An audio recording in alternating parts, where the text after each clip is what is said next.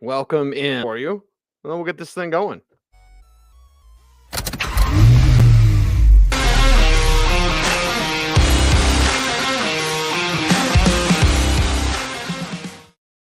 That is right. I am Cecil Lammey, your host tonight as we celebrate Happy Boo Year. And Fake Booze is on Kickstarter now. The link will be in the description of this video. Go to my Instagram page at cecil.lammey and you will see, well, there it is on my profile. Link in bio, right? Is that what the people say? So yes, the comic book journey of mine is now beginning with Fake Booze first up on Kickstarter. First off, thank you all for the support. I soft launch on Friday, $2,000 goal. Already have almost $1,000 in 3 days. So just absolutely humbled to have that sort of response from the comic book community. So tonight we're here to celebrate Fake Booze. We're here to talk about comic books, and also I will be bringing on some guests. Now, I have some pre-recorded interviews that I've done with some guests that I will show to you, including Jay Leisten from Marvel, a big Broncos fan that, we connected years and years ago. Of course, you know him from like Death of Wolverine. He's worked on everything, Avengers and X-Men and all that. But Death of Wolverine is probably what I remember Jay for the most, but fantastic. One of the best inkers in all of comic books. So coming up a little bit later, Jay Leisten will join me. And then I have Gabe Eltaeb from Isom, also his own crowdfunded book, Truth, Justice, and the American Way. Gabe is one of the best colorists out there. And of course, if you're familiar with crowdfunded comic books and the indie comics, well, the Rippaverse and what Eric July has done with Isom has shattered records. And Gabe is his colorist on that book. I'm happy to talk to Gabe tonight in a pre-recorded interview as well. Gabe himself, a Broncos fan. So for those of you that don't know me, I'm Cecil Lammey. I am a talent / talk show host / NFL insider / whatever analyst for Denver Sports and denversports.com and then footballguys.com. I've been working in the fantasy football industry and hosting the Audible for years and years and years. So it's time to talk comic books tonight as we continue on in this show. But first and foremost, before we get the pre-recorded interviews kicked off, speaking of kickoff, I want to talk to my buddy Ken Sullivan joining me now. Ken, good evening, brother. KS Productions here. And you kind of dabble in the collectible worlds yourself. And welcome to the show tonight, man. We got a couple things, we collect this and that. Yeah, this and that. And KS Productions, tell us about your company before we jump into the Fake Booze celebration. So I help other people like Cecil Lammey here. He is one of the clients we work with on helping bring their stuff out into marketing. I represent several different artists, cosplayers, actors, Power Rangers, and different types, including like all these collectibles, and to really work with those that don't usually get representation. Cecil Lammey is an artist, comic creator, digital talent, so he really hasn't had a booking agent or a talent agent or anything like that. So I kind of help out those guys, and I love doing like the marketing and like design aspect. I am no artist by any means of the definition. But I have a few good ideas. Yeah, a few good ideas, and a lot of good people, and you are connected, Ken. That's what we say in the business. Yeah, you travel a lot around to comic conventions and all of that. So Fake Booze is here, man. Can you believe it? How long have I talked to you about Fake Booze and just the comic and the story and the idea? And we're here on Kickstarter, about halfway funded, and that was our soft launch from 3 days ago. So tonight was the official kickoff. And I want to push it over $1,000, about $50, $49 away from $1,000. So I want to push it over that $1,000 mark and get past the halfway mark tonight. I think we're going to do it easy. It's a great story. It's the great opportunity for people to be able to, back you. I mean, you have a huge following. We can't go out to eat for lunch for a business meeting without being like, oh, are you Cecil Lammey? Yes, I am. Yes, I am. So yes, it's here, and yes, it's here for you. And get to Kickstarter right now. And I think that's the great thing about creatives, and you work with cosplayers and everybody, comic book creators. The great thing about crowdfunding is that you have a dream, you can make it happen. You can get it to the public. They're no longer the gatekeepers that there were. Because I'm old, Ken, and I wanted to be a comic book artist back in the 90s, and there were gatekeepers, comic book companies, even small comic book companies, as everyone tried to jump on the comic book hype train. But now with crowdfunding like Kickstarter, okay, you've got an idea, put it out there. Now, Fake Booze is already done. I'm about ready to crack open the case of Fake Booze copies right now. But if you're crowdfunding and you don't have the project done yet, you can use crowdfunding to kind of pay for that and to make some money and to get your ideas out there. I think it's been liberating for all creative types out there. It really gets the opportunity because, like you said, there was the gatekeeper. If you didn't know anybody, printing was super expensive. It still kind of is, but it's a little bit more obtainable now. More people are doing it. It is a competitive industry for printing, but there's no shortage of projects people want to get printed. So it gives people. You inspired me to rewrite one of my stories to get put into a comic book form. So I think this book and the 7 following this one is a real true thing for inspiration. It's not like just, anybody can do it. You got to have a good story. You got to, pay the artist to do it. And you do Right. a lot of that stuff. It's not done for free. You've put a lot of yourself, a lot of your own money into funding this, and Kickstarter and Indiegogo, wherever it is, crowdfunding gives anybody that opportunity to be like, hey, check it out. I'm putting myself out there. This is what is in my head is coming out on paper, and or whatever the crowdfunding is. I mean, there's so many inventions are on there. Right. Right. It's not just comic books, but everything on crowdfunding. I think it's a great time to be a creative and to have an idea, to be able to get it to the public. I think that's what we're all kind of chasing, right? It just gives you that opportunity we didn't have back in the day. I think, you say that about social media. News travels faster than ever before.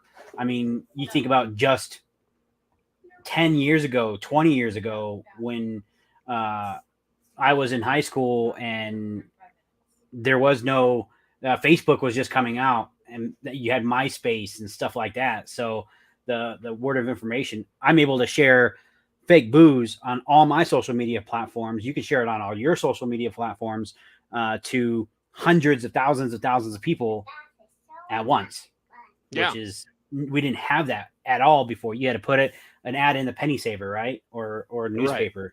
Right. Try to get it somehow, spread the word around, all that kind of stuff. That all is gone now with crowdfunding, and it's great. It's fantastic. It's great. And you had a spoiler alert there, Ken, because you talked about the 7 other properties. Yeah, we have 7 other properties, 8 IPs in total. I'm going to go through some of those tonight for the viewing audience. But as always, my friend, I appreciate your friendship first and foremost. All of my wonderful headshots have been done by Ken. The videos that you're watching on the crowdfunding on the Kickstarter are done by Ken. Ken, I can't do it without you. I appreciate your help through this entire journey.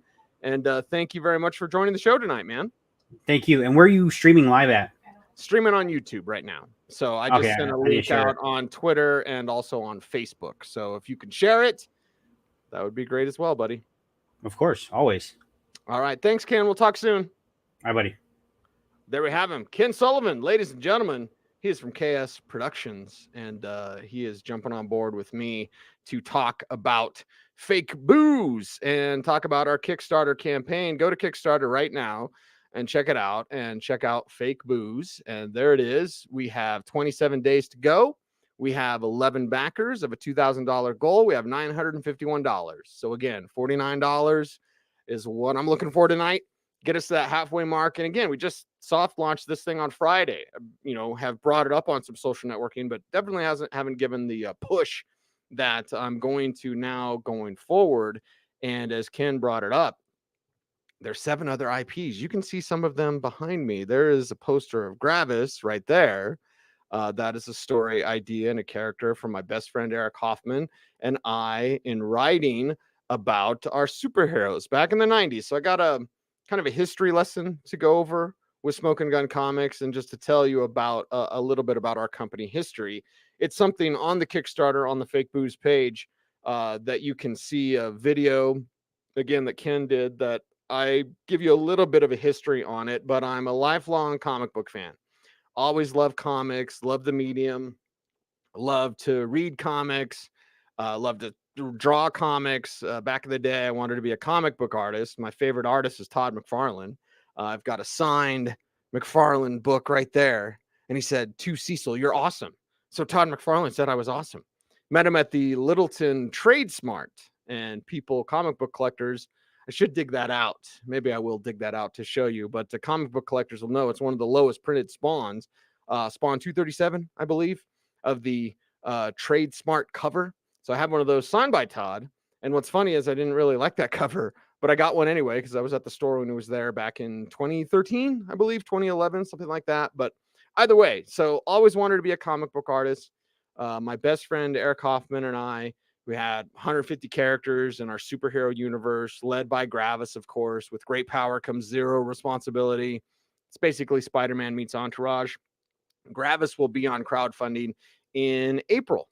So again, it's going to be a busy year in 2023. And this is not the only thing you're going to see from me in terms of Fake Booze. I already have Sue Immortal done. That's in my hands right now. I'm going to crack open the case of Kickstarter Ashcan editions of Fake Booze. That's come up as well. There are tiers where you can get a Fake Booze rookie card right there. It's our rookie card. That's already done. So all the campaign, all the items are ready for you, and they are there for you. Got my Fake Booze print right here that you'll be getting autographed by me. If you get that certain tier, obviously I have digital copy available. And then the cover A for Fake Booze. Now, Fake Booze is a story that, and I should try to get him on. Sigmund Bloom, of course, you know who I do the Audible with. Him and I were talking about whatever one day. This was at least 2017, something like that, 2018. I remember because I told Nikki Jabala, who now works for the Washington Post, I believe, and covers the Commanders. When she covered the Broncos, I was like, it's a fake ghost busting business. So I've been talking about this for a long time. And so Sigmund and I were talking about it, and I just came up with the name Fake Booze because I think it's hilarious. Because Fake Booze is like fake boobs is the first thing everyone gets. I thought it said fake boobs. Like, okay, I get it. Fake booze as in fake ghosts. That's exactly what it is. Fake booze in terms of best friends. You're my boo, right? Fake news, some people would say. So yeah, Fake Booze is a name that I came up with when Sigmund and I were talking about, like, wouldn't it be funny if a guy had a fake ghost busting service and came in and ghost busted things and got rich and famous because of that, but he actually wasn't doing that. So that got my brain going. And behind the scenes, I'll tell you a little story and I'll show you a copy. There's only 10 of these in existence, of this version of Fake Booze. Only 10 in existence. Now, I'll tell you the story before I show you the cover. So I started writing this story about Fake Booze. It's what would you do for your best friend? Friends for afterlife. Friends for life, and even after that. That's what it's all about. So I started writing this story and, have some of my personal tales in it as well about some of my friends in my life and what I would do for them. And certainly, what would you do for your best friend? You do anything for them. And it started as that genesis. And as I was writing it, I was like, this would be a perfect vehicle, right? Hollywood talk. This would be a perfect vehicle for The Rock and Kevin Hart, right? Because I love Jumanji or what is it, Night School they do together. So like you have Central Intelligence, I think they did together. So you have these two like run around, just acting like best friends. So as I'm writing it, I was like, okay, this sounds like a vehicle for those two. So 2017 or whenever the idea was hatched and I started writing it, I've got Gravis. Gravis is our number one property. Gravis is everything our universe is built on. He's one of our most important characters. And this story takes place outside of our universe, outside of our comic book universe. It is a comic book, but they're not superheroes. Again, it's a fake book ghost busting business. So years go by. Last spring, I'm at an All Seas Collector Show as a featured artist. I'm very happy to be there. And my friend Mark Schlereth, who, if you don't know, is a 3-time Super Bowl champion, and he is a talk show host. He's on Fox Sports. He calls games for Fox. One of the brightest minds. He's the reason I got into radio, because he helped me get into radio on his show back in 2003, talking fantasy football. So I love Mark Schlereth. Love him to death. Dear friend, shirt off your back type of guy, right? So Stink's there signing autographs at the show. And of course, he's an actor as well. He's been on Guiding Light. I believe it was Guiding Light. Yeah, I don't think it was Young and the Restless. But anyway, so he's been on 3 seasons of Ballers with Dwayne Johnson. I actually got to interview The Rock one time on Mark Schlereth's show in the morning, Schlereth and Evans on The Fan, 104.3 The Fan in Denver. And this is how dumb I am. I called Dwayne Johnson Mr. The Rock because it was my turn to ask a question. And it was right before Ballers season 3, I think. And instead of being like, "What's up, Rocky?" or "What's up, Dwayne?" "What's up, Mr. Johnson?" "Hey, Rock," whatever. Instead of saying something that a sane person would say, I dummied up and said, "Mr. The Rock," and then asked him whatever bogus question I had. So anyway, so Mark and Dwayne know each other. You can call him Dwayne. So at this comic book store or show, excuse me, Stink comes up to my table. I've got a bunch of artwork and stuff. And he's like, "What is this?" And I was like, "These are my comic books." And so I finally get the opportunity, because I hadn't told him about Fake Booze. Hadn't told him that, hey, it would be a great vehicle for The Rock and Kevin Hart. Hadn't told him that actually there's a character that he could play, General Hoover, military man. I'll get more on that in just a little bit. So I tell Mark Schlereth all these stories, right? Like here, and I give him my pitch, because you have to perfect the pitch. Where's Save the Cat? See Save the Cat right there? You want to write screenplays? You want to understand the world of Hollywood? You must begin. And I know not everyone subscribes to Blake Snyder's beat sheets, RIP to Blake Snyder, but that is the greatest screenwriting book of all time.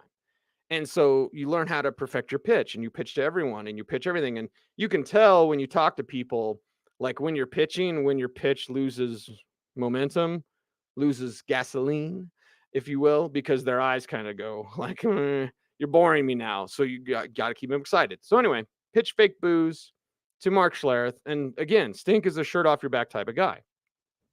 So he tells me, because again, the plan was, go to the comic book shows, start Gravis, somehow, some way get Smokin' Gun Comics off the ground. And so Stink just says, "Get me the comic and I'll get it to Dwayne." And so I crapped my pants immediately. And I was like, "Oh my God, you'll get my comic book to Dwayne The Rock Johnson." He's like, "Yeah." And again, they're like best buddies. And The Rock wanted to be Mark Schlereth when he grew up. So like Mark Schlereth is like the hero of The Rock. The Rock has a hero. His name is Mark Schlereth, and he's awesome. So this was in March of 2022. Crap my pants, clean up, and I'm like, okay, Fake Booze immediately comes to the forefront of every single property that we have. We have 8 properties. We have 8 intellectual properties that we're going to put to the comic book community and also the Hollywood realm. I'll get to that in just a little bit. So I work diligently. Great direction from Zach Skellington Conley, our art director, who also at that show came up and said, "I'm going to help you make your dreams come true." I was like, "Okay, let's do it." And he's done a fantastic job as art director. Found a great artist in Ty Henderson. Fantastic artwork. A little anime style, a little comic book style, but very, very good. And he's working currently on another cover for Gun Disciplined, which will be like cover C, I think. And then his next project is Ghost Gun. More on that in just a little bit. So anyway, this is one of 10 And I'm not selling this, obviously, because I can't sell it, because that's the flippin' Rock. But this is one of 10 copies that I made for The Rock. And so 2 days before Christmas, so December 23rd, that was March. Stink tells me, make a comic and I'll get it to The Rock. That was March. Took from March until December. A lot of blood, sweat, and tears, a lot of emails, a lot of phone calls, a lot of people not answering your emails, not to name names. But anyway, because I wanted to do a chrome cover. I wanted to do a chrome cover. I really wanted to blow the socks off of The Rock, because you have one shot, right? Isn't that what Eminem said? You got one shot. And I wanted to be sure, because I got into radio and to media by just being like, man, screw it, I'll do it, and not worried about the outcome or whatever. And when I got into radio, I remember thinking like, well, I'm going to ask for a job. If they say no, I mean, I still got to go to work, right? I'm going to get Dwayne Johnson my comic book, and I'm still going to keep doing comics, whether he says yes or he never responds or says no way or whatever. But I wanted to show him, because inside the book, the characters look different. Obviously, they look like this. Okay. So these are the characters. That's Dwayne and Kelly. And so I make these, just 10 copies will ever exist. And I give this to Stink on December 23rd and to give to The Rock. Now, it's been a month from today. In fact, that's very fitting. The universe, right? The universe telling you. And I haven't checked in with Stink if he had sent it yet. I don't necessarily want to. He's been busy with football. Not right now. I know that when I do talk to Stink, and we work together at Denver Sports at the Fan, so like I could text him right now and ask him if he'd send it to Dwayne. I know he will. I don't know if he has yet. And then we'll see what happens. Maybe something happens and it's the greatest thing ever. And I sent this along with the copy that you can get on Kickstarter. And I want to pump up that Kickstarter number tonight as we sit at $951 with 11 backers. I want to get that over 1,000 tonight. So I need $49. $49. That's it. So go to the Kickstarter right now, if you will, please. And thank you. So anyway, so sent a copy of the Kickstarter edition that you will get. And then I sent a copy of Berserker. Now, if you don't know, and I should have a copy sitting back there, but Berserker is Keanu Reeves' comic book from Boom Studios that he kickstarted a few years ago, raised $3 million. It was then a record beaten by Isom, I believe. Again, Gabe Eltaeb, the colorist on Isom, will be joining me, pre-recorded interview. That's coming up a little bit later. So I sent The Rock, Fake Booze, his cover, only for him, not for sale, but only for him. I sent him the copy that will be for sale, that I'm going to show you when I open up this case of comics right now. And then I sent him a copy of Berserker. And my pitch to The Rock, besides pitching the project of Fake Booze as best friends for life, and even after that, and what would you do for your best friend, and about a fake ghost busting business, which is making money and bank until the government says, hey, we need you to fight real demons. So that's where the fun starts in Fake Booze. It's a buddy cop adventure. And it's like, hey, when you have a plan with your friends and your best friend doesn't make it for life, life gets in the way. Would you come back from the dead to help out your best friend find their way? Because we all believe in people, whoever you believe in, friends, family, coworkers, what have you, you all believe in people. And so my idea of Fake Booze is like, what would you do if that person you believed in lost their way and you were dead? Would you come back and help them? The answer in Fake Booze is yes. So I sent that pitch to The Rock, and I sent him those 3 comics. And my pitch is, this can be your Berserker. Now, Berserker is going to be on Netflix. Keanu Reeves has agreed, and Keanu Reeves is the main character. He helps write the comic book for Boom Studios. Great book. A near immortal warrior, trying to find out how he can die. So Berserker raised all that money. Keanu's doing one movie, and then he's doing a bunch of animated movies, which will voice the character of Berserker. So that's kind of my pitch for Dwayne Johnson. I was like, okay, go for it. I think all of us create our own lives. And if you are sitting there thinking like, I can't do it, you won't. But if you're thinking go for it, like, yeah, go for it. I want to start that process. I want to start that conversation. And again, with 8 IPs in total, anytime you pitch in Hollywood, and this is what you get on the Kickstarter edition, anytime in Hollywood, they always ask, what else you got? Right? You'll pitch, you'll have a great meeting, and then they go, that's great. What else you got? Well, we have Fake Booze. That's a buddy cop movie. The Familiars, which I can bring up some art and show you there as well. The Familiars is my animated feature. It's basically Fox and the Hound meets Harry Potter, and it's about being yourself. It's about my dog named Zizi, who grew up with the cats, and he was a cat. He thought he was a cat. And so The Familiars is a story based around the Salem witch trials, where the cats are the familiars of the witches, and the conquistadors or the inquisitors, the inquisitors hunt the witches with the dogs. Conflict. What does Save the Cat say? If you don't have conflict, you don't have a story.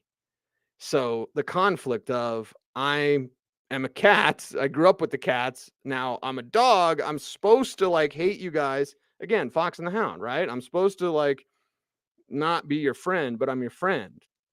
So what? So that's an animated feature, right? We have Gravis, which again, Spider-Man meets Entourage. With great power comes zero responsibility, because I love Spider-Man. And certainly Eric's favorite character is Spider-Man. But I got to tell you, having raised teenagers myself and still having a teenager at home, like,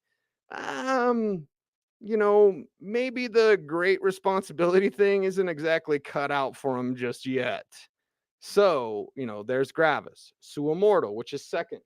That's coming up next on Kickstarter after Fake Booze is done. And again, all this stuff is printed. All this stuff is done. So I don't have to go through the like, when this is backed and when this is, no, just fund it. You'll get the books. You'll get the prints. You'll get the rookie cards, because it's all here for you. Sue Immortal, this is the cover A of what you'll be getting. Ty Henderson art. Sue Immortal, he's suicidal and immortal. It's kind of a problem. Here's one of the prints you'll be getting as well about Sue Immortal. Here is cover A. Was that cover B? Yeah, here's cover A. This is a watercolor cover done by Mike Lorenzo. Mike Lorenzo, one of the best watercolor artists out there. You see him at conventions all over, whether it's Emerald City Comic Con or Denver Comic Con, what have you. Like, Mike Lorenzo, one of the best. And he did my cover A of Sue Immortal. We have Sue Immortal. What am I missing? Gun Disciplined. We have Gun Disciplined, which is coming out. The art is done for Gun Disciplined. I have yet to send it to my letterer, but that will be next. We're finishing up Death Support right now. Death Support is, the family business is dying.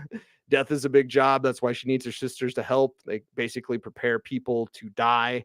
I remember sitting on a plane about 2009, and I saw the flight attendant going around to people, and we were having some turbulence, and the flight attendant was like whispering to people.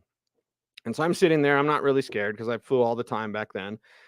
And I was just thinking, like, what if she's telling him we're going to die? Like, what if instead of being like, fasten your seatbelt or whatever, it was like, hey, we're going to crash. So, like, you have to have a peaceful soul at the time of your death to prevent any sort of supernatural occurrence. That's where the idea of Death Support came from. And again, that was like 15 years ago, whatever the number is. So a lot of these ideas, Gravis was from the 90s. Eric and I were roommates at the time. We shared a bedroom. We're laying in, I think we had bunk beds split up. So his bunk was on one side, my bunk was on the other. And we're laying there talking about powers, superheroes, powers. And wouldn't it be cool to have our own character? And I remember, like, what power has nobody really done yet? And so we're sitting there in the dark, and Eric says, gravity. And like that, boom, Gravis was born. And that was 1991. So it's fantastic. So some of these ideas have been around for 30 years, some of them for 5-6 years, some of them for 10-15 years. Either way, it's time to get them out of my head onto the page and to you, the customer. Fake Booze on Kickstarter right now. I'm not even done telling you about our intellectual properties, because we've got more.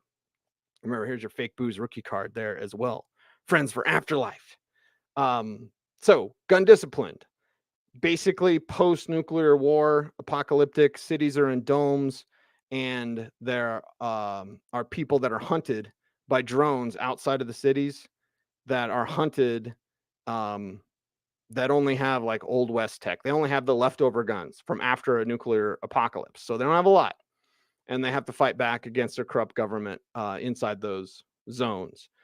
Ghost Gun, who is the main character of Gun Discipline, she'll have her own title, and she doesn't know how she got her powers or where she came from, but she's the savior of the Gun Discipline. She is the one that can defeat the robots with various ways. I won't give too much away. Various ways that she can beat these other, technological beings, and they're hunting humans, and she's maybe not as human as she thinks. Anyway, that's Ghost Gun. So Terminally Kill is the final one I will tell you about. And I can bring up the artwork, and the website smokingguncomics.com is almost done. And it will have information on each one of these titles. So Terminally Kill is about, what would you do to live a little bit longer? Let's say you were on your deathbed and somebody from the government came to you and said, hey, we can give you another month. Here's a hit list. And you basically kill to live. Would you do that? Again, let's save the cat said, if you don't have conflict, you don't have a story. And I know a lot of us, having been on a deathbed situation myself, and just, wanting my loved one to live longer, would you maybe sign them up for that? So Terminally Kill is a very personal story. All these stories are personal, honestly. They're all parts of me, that I've written, whether it's Gun Disciplined or Ghost Gun or Terminally Kill. Sue Immortal certainly is about a suicidal superhero. Like, that's something I take very seriously. Mental health, I take it incredibly seriously. So, like, it's an examination of these things, and a deep, serious examination told in comic book form. So all of these stories, whether it's Fake Booze or Gravis or Sewer Mortar or whatever, 8 intellectual properties from Smokin' Gun Comics that is available to you, starting on Kickstarter and starting with Fake Booze. And tonight is the Happy Boo Year. Tonight is that celebration. And again, we are at 11 backers. We're at $951. I got a goal of $2,000. Want to get over 1,000 tonight. So $49, set it up, knock it down, please, and thank you. And of course, as always, just thanks for checking out this show. Thanks for checking out the channel as well. I'm going to go ahead and put the link to the Kickstarter in the comment section. Appreciate you guys for watching along here. And there you go. If you're in the live chat right now, just cut and paste the into your browser and go there right now and help support the product, help support the work. And again, the comics are done. So before I get to my first interview, I'm going to play Jay Leisten from Marvel. He is up first tonight on this show. It is Happy Boo Year, and we're celebrating the kickoff of Fake Booze. Before we do that, and before I play that interview with Jay Leisten, because again, I got about an hour's worth of interviews with various comic book people, I want to open up this case of comics.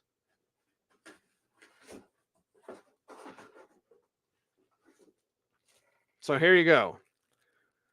These are 20-page versions, because there are 8-page versions that you can get at Allseas Collectibles that are Fake Booze. But these are the 20-page versions. So these are basically the company guidebook for everything we have. We have the 8-page Ashcan story of Fake Booze, and then we have 12 pages of content for our other properties. So you get an idea and you get to see exactly what we have at Smokin' Gun Comics. So it's a way to back the company, basically seed money for everything that I want to do with this company and everything that we will do with this company. And again, these books are already here. There is no need to wait. There's no need to we need to hit it. Now we have to hit the number to finish the campaign. So obviously I want to hit that $2,000 mark. But also at the same time, you won't have to wait for your books. So I'm going to very carefully take this one out, put it in a backing board, But look at that. Kickstarter, ash can, fake booze right there. Now, you may be thinking, well, wait a second. You got 8 pages. I want more. Okay. Well, we'll get you more. And here's the final page. And then the what else you got section. And the what else you got section is the section with all the artwork. There's Terminally Kill. There's the death support right there. And then there's Terminally Kill. There's cover A for Terminally Kill. So the what else you got section shows off all the other comic book properties that we will be taking to crowdfunding, to Kickstarter, etc. Let me get to the Ghost Gun one because that is excellent work. There's the Familiars done by Zach Skellington Conley. That is cover A of the Familiars, my animated feature. That is basically Harry Potter meets the Fox and the Hound. Here's Ghost Gun. She's flipping awesome. So Ghost Gun right there. Imagine waking up in the middle of a war without any prior knowledge of how you got there. Now imagine your community looking to you as a leader, a hero, a savior. Imagine not knowing where your powers come from, the limitations of what you can do. How far will you go? Ghost Gun is the leader of the gun disciplined. After nuclear wars wiped out most of humanity, the United States government built dome cities for the remnants of society to live in. Well, live is a relative term, as these people are really prisoners of the government without the freedoms we've all grown used to. Ghost Gun is sweet and kind to her community, to the refugees, to the government, not so much. And to the agents inside the dome cities, Ghost Gun is public enemy number 1. She tries to protect her people while battling armored drones, robots, and mutant humans with Old West technology. That is Ghost Gun. Get a taste of that in the Kickstarter ash can. Available now on Kickstarter. Beautiful, beautiful work all around. Everyone that's helped out with this, everyone that's supported the project so far as well. There's the inside cover of Fake Booze. What would you do for your best friend? Friends for life. And even after that. It's on Kickstarter right now. I put the link in the live chat comments here, and I'll get to my Jay Leisten interview in just a little bit. We want to carefully put this in to the bag and board, so then that it can get to your hot hands there as well. And so there you go, everyone. I just opened the case of Fake Booze ash can, Kickstarter ash can, a very special version, cover A.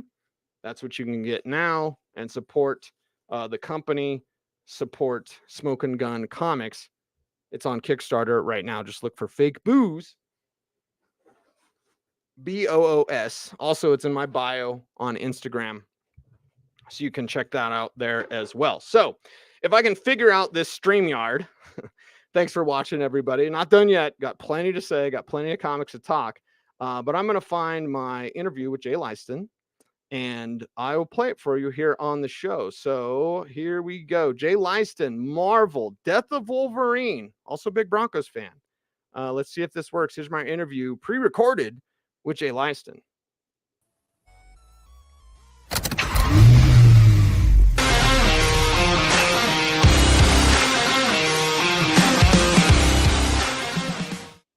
The loudest introduction ever. Of course, if it's too old, if it's too loud, you're too old. But of course, I'm here with my buddy Jay Leisten from Marvel Comics.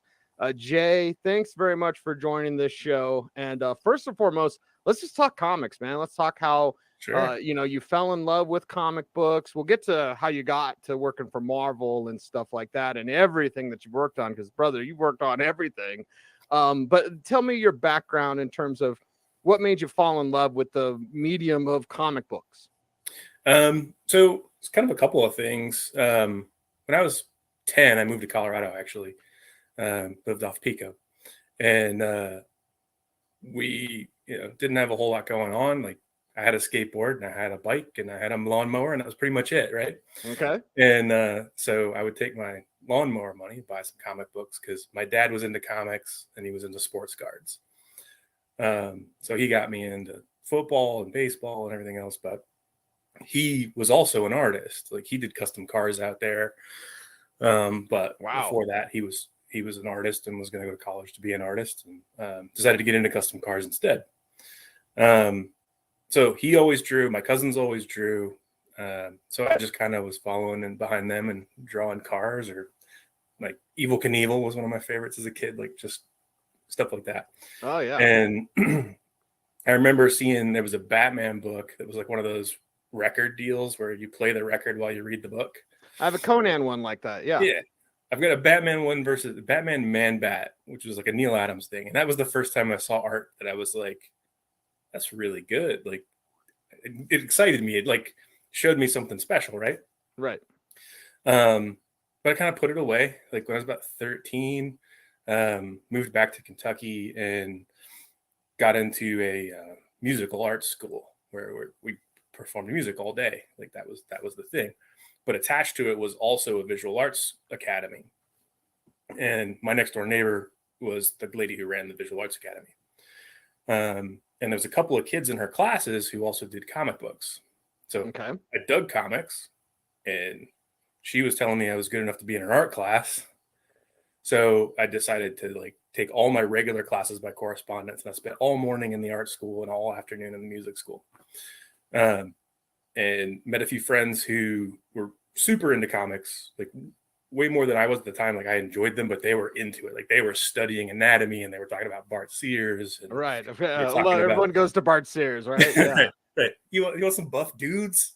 That's Bart Sears. You go right to it. And so I started learning about different artists, not just things that were kind of appealing to me, but like guys who were good at something specific, like whether it was anatomy or a flashy style or something else. And I kind of started to gravitate towards the old EC comics, like the super realistic, like high render stuff. And that kind of became my thing through high school and into college, to the point where I kind of gave up on the music deal. Like I had a scholarship for music to go to a performing arts college, and was like into it, but not enough to like keep my heart in it. Whereas when I was not in my music class, I was literally drawing all the time. So clearly that was the thing I was enjoying, not so much the music. And around, I was 19 when I met Greg Land. Okay. I met him then, and I met another guy named John. I'm going to blank on his name now. He did Boof and the Bruise Crew for Todd McFarlane while we were in high school. He went to like a competing high school. Wow. So he was 18 years old, and he's drawing for DC Comics on Robin and all this stuff, and did Boof and the Bruise Crew right as he left high school and skipped college, just went straight to being a professional artist. John Cleary. I knew I'd get it eventually. Okay.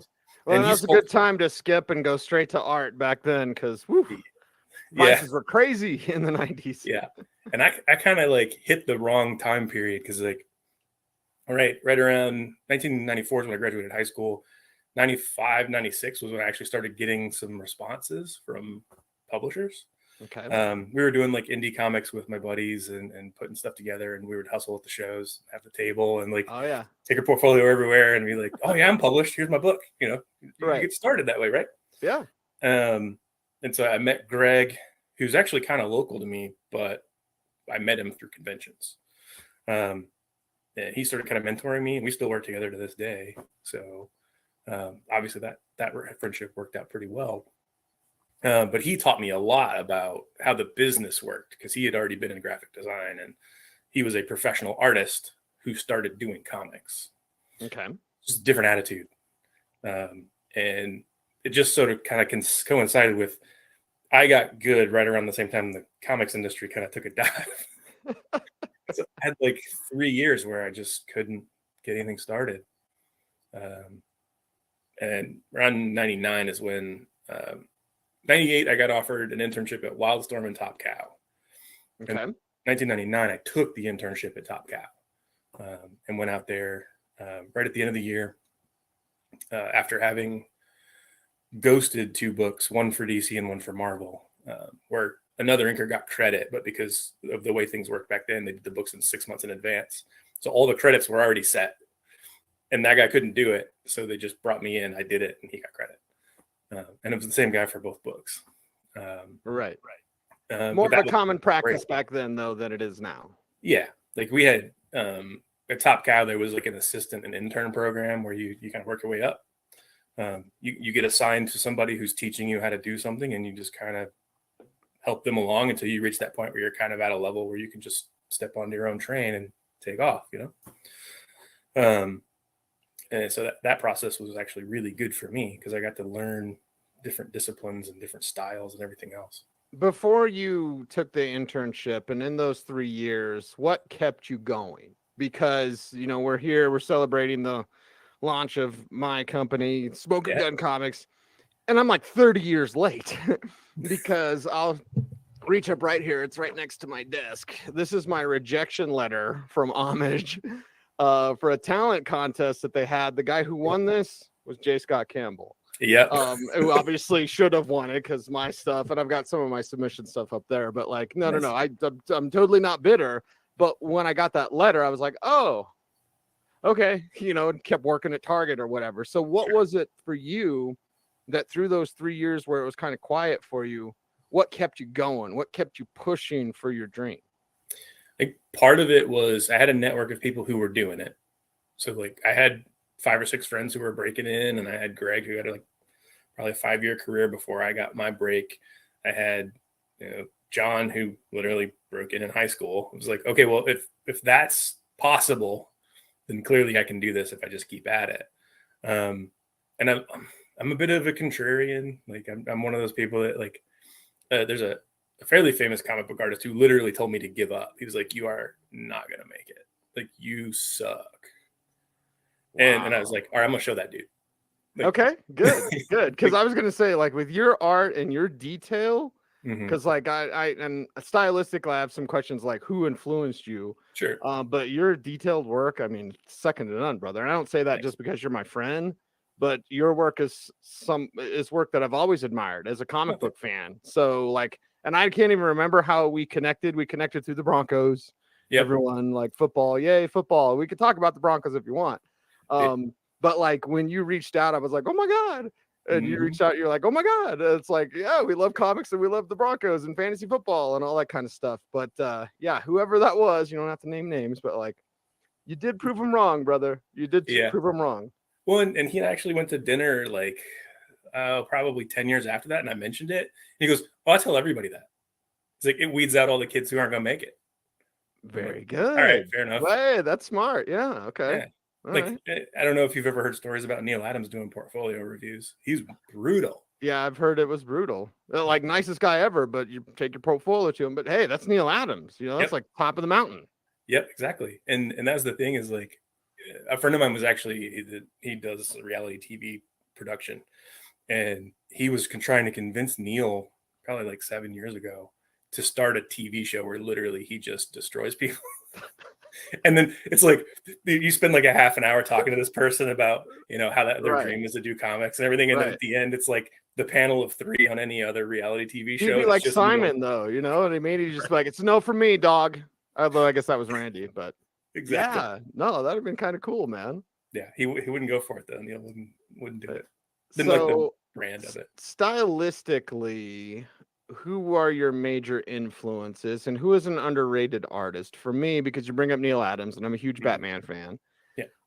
Jim Aparo is my Batman artist. No offense to Neil or anybody else that has worked on Batman, but Jim Aparo, like I love everything that he's done, and he's never hardly ever talked about, really. And he's one of the underrated ones, but he's also like one of my big ones. Flint Henry, who did Grim Jack. Yeah, he's really good. Yeah, not Henry Flint, but Flint, who's good as well. But Flint Henry, with that different kind of monster, gory type of style, like so. And obviously Todd McFarlane, my favorite artist of all time. But who are some of your influences as an artist? And was there a kind of a pinch me moment where you got to work with this person? Didn't ever get to work with one of them, but like Al Williamson was probably the one that was the like key influence in terms of like the way he inks and the way he draws. There's a lot of photo reference to it, but there's also some cartooning, and I think the thing that got lost on Al over time was how good of an artist he was.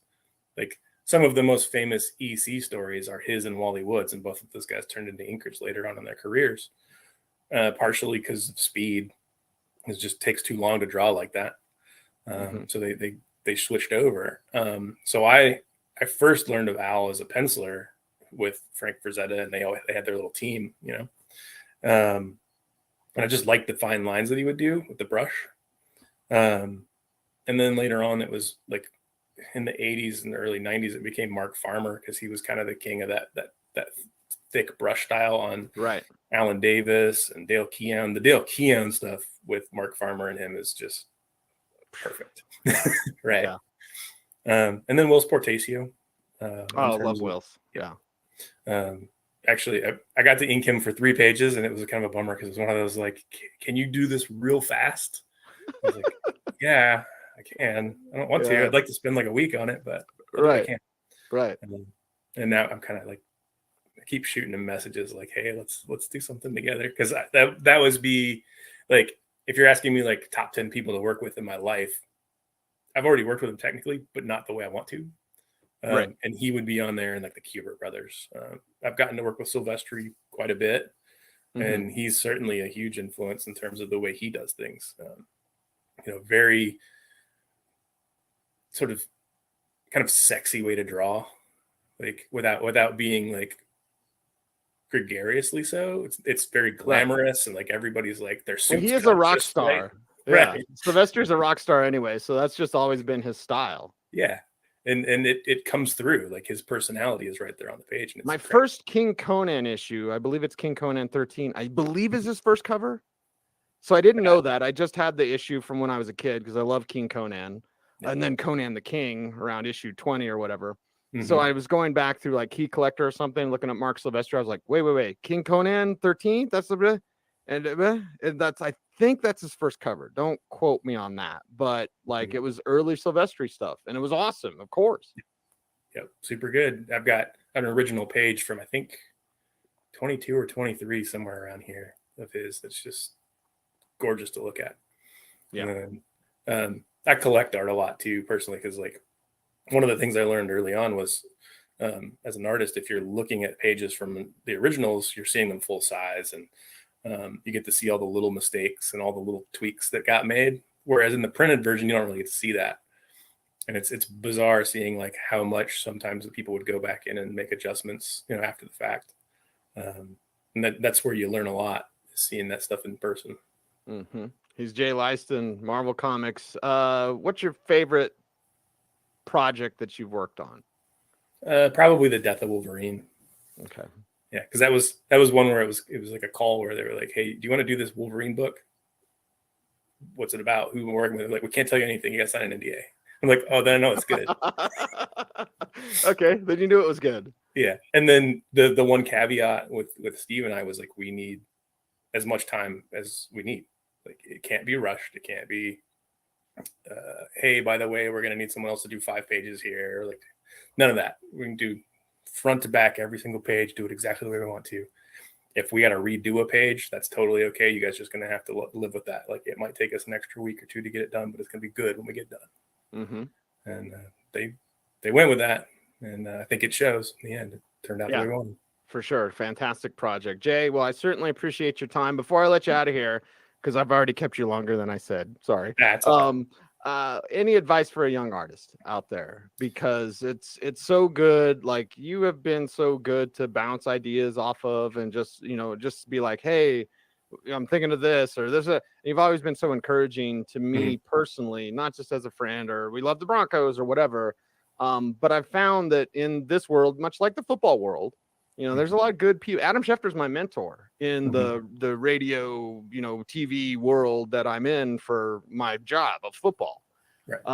And Schefter, Mark Schlereth, Scott Hastings, they've all been huge influences on me from a media standpoint that have helped me get to where I've gotten to in the media world. And I've noticed that in the comic book world, and obviously there's some bad people, whatever, but like, the good people are just so good, they're just so giving, they're so kind, and there's a lot of young people out there that I want to be a comic book artist. Okay, what do you tell the young comic? Did you tell them they suck? Like one guy, or like what do you say? What's your best piece of advice for somebody? Because creative people, and we're just a different breed, right? Like, we're just different, the way we're wired. But creative people, the spark of creativity in whatever happens with any of my comics and any of my projects and any of whatever TV shows or whatever movies they can be, like whatever happens, the spark of creating has just been so positive for me, so much fun for me. Like when you would spend all your days drawing. So what are your best piece of advice for a young person out there that wants to be a creative? I mean, the first thing is obviously do it. Just accept that you're not going to draw well on day one. Just do it anyway. The best advice I had was have a sketchbook and constantly be working in it. Like, even if it's just today, I'm just drawing eyes in math class, whatever. You're still better at eyes by the end of the day, and hopefully you learn some math. And oh yeah, math. That's important. The next best thing is really connections. I got to where I am because I connected with people. I asked the right questions. I listened, which is really hard to hear someone say, you suck, or this isn't very good. Maybe you should consider doing something else. And like, people are going to tell you that. You have to have the confidence in yourself to do it, for one. And then you have to have the understanding that more than likely they are trying to challenge you. They're not trying to squash you. Right. Right. So you got to take that energy and go, all right, well, you think I'm not good enough. Why am I not good enough? How can I be better? And then the next time you see that person, show them and remind them, hey, you said I needed to do this. I did it. What do you think now? How can I improve again? Because if they're willing to give you feedback, then you take all that in that you can and you just do it. Because in the end, if they see you doing that over and over, they're going to help you. I've had probably 5 people that I mentored over the last 15 years that all broke in. Now, I probably had 12 people who I've mentored, but those were the ones that stuck to it. And every month when I would say, hey, have you done any samples this month? What do you got? They would always send me something, or they would at least explain like, hey, my mom was in the hospital, whatever. I couldn't do it this month, but next month I got you. I was like, that's fine. Just double down. Right. You still owe me 4 from last month. Get those done and show me what you got. I love it. Yeah. And like, I was willing to move. Like, I moved all the way to LA from Kentucky to do this. If that's what it takes, do it. I'm not the only one that's done that. Lots of people do it. Mm-hmm. Yep. And it's the generative principle. What I always tell people, I want to be in radio or podcasting or TV, is do it. Start a podcast. You got StreamYard, right? Where's the logo? Up here, StreamYard, wherever it's at. Like, yeah, it's free. Like, start it. Go straight to YouTube or Twitter or whatever. But anyway, Jay, I've kept you so long. I appreciate you so much and your friendship over the years. I appreciate you for jumping on board here as we celebrate Smokin' Gun, and just always look forward to your work. There we go. I think that's it for now. So that's the Jay Leisten interview. Jay, of course, Marvel Comics, Death of Wolverine, and everything Marvel that he's done, Avengers, everything. So yeah, there you go. He's simply fantastic. He is Jay Leisten, and one of the good guys in the comic book community. It's Happy Boo Year, everybody. Cecil Lammey here, talking about Smokin' Gun Comics and the celebration of fake boos. It's our Kickstarter. It is now live. It's been live since Friday. We're about 49% funded in 3 days. So $951. Want to get it above that $1,000 mark. So jump in, join it now. In the live chat right now is the link. Also, I've been tweeting about it at Cecil Lammey. Make sure you check that out. And of course, on Instagram at Cecil.Lammey. Excuse me, at Cecil Lammey. I don't even know my Instagram. That's got to change, right? At Cecil Lammey. So there you go. And I also posted a sketch from Ghost Gun, cover B, from Ty Henderson, who's sketching that up right now for me there as well. So yeah, man, I mean, it's simply fantastic. It's great to be here with you celebrating the Happy Boo Year. That was my first of multiple interviews that I have coming up for this program. And of course, just talking to comic book professionals.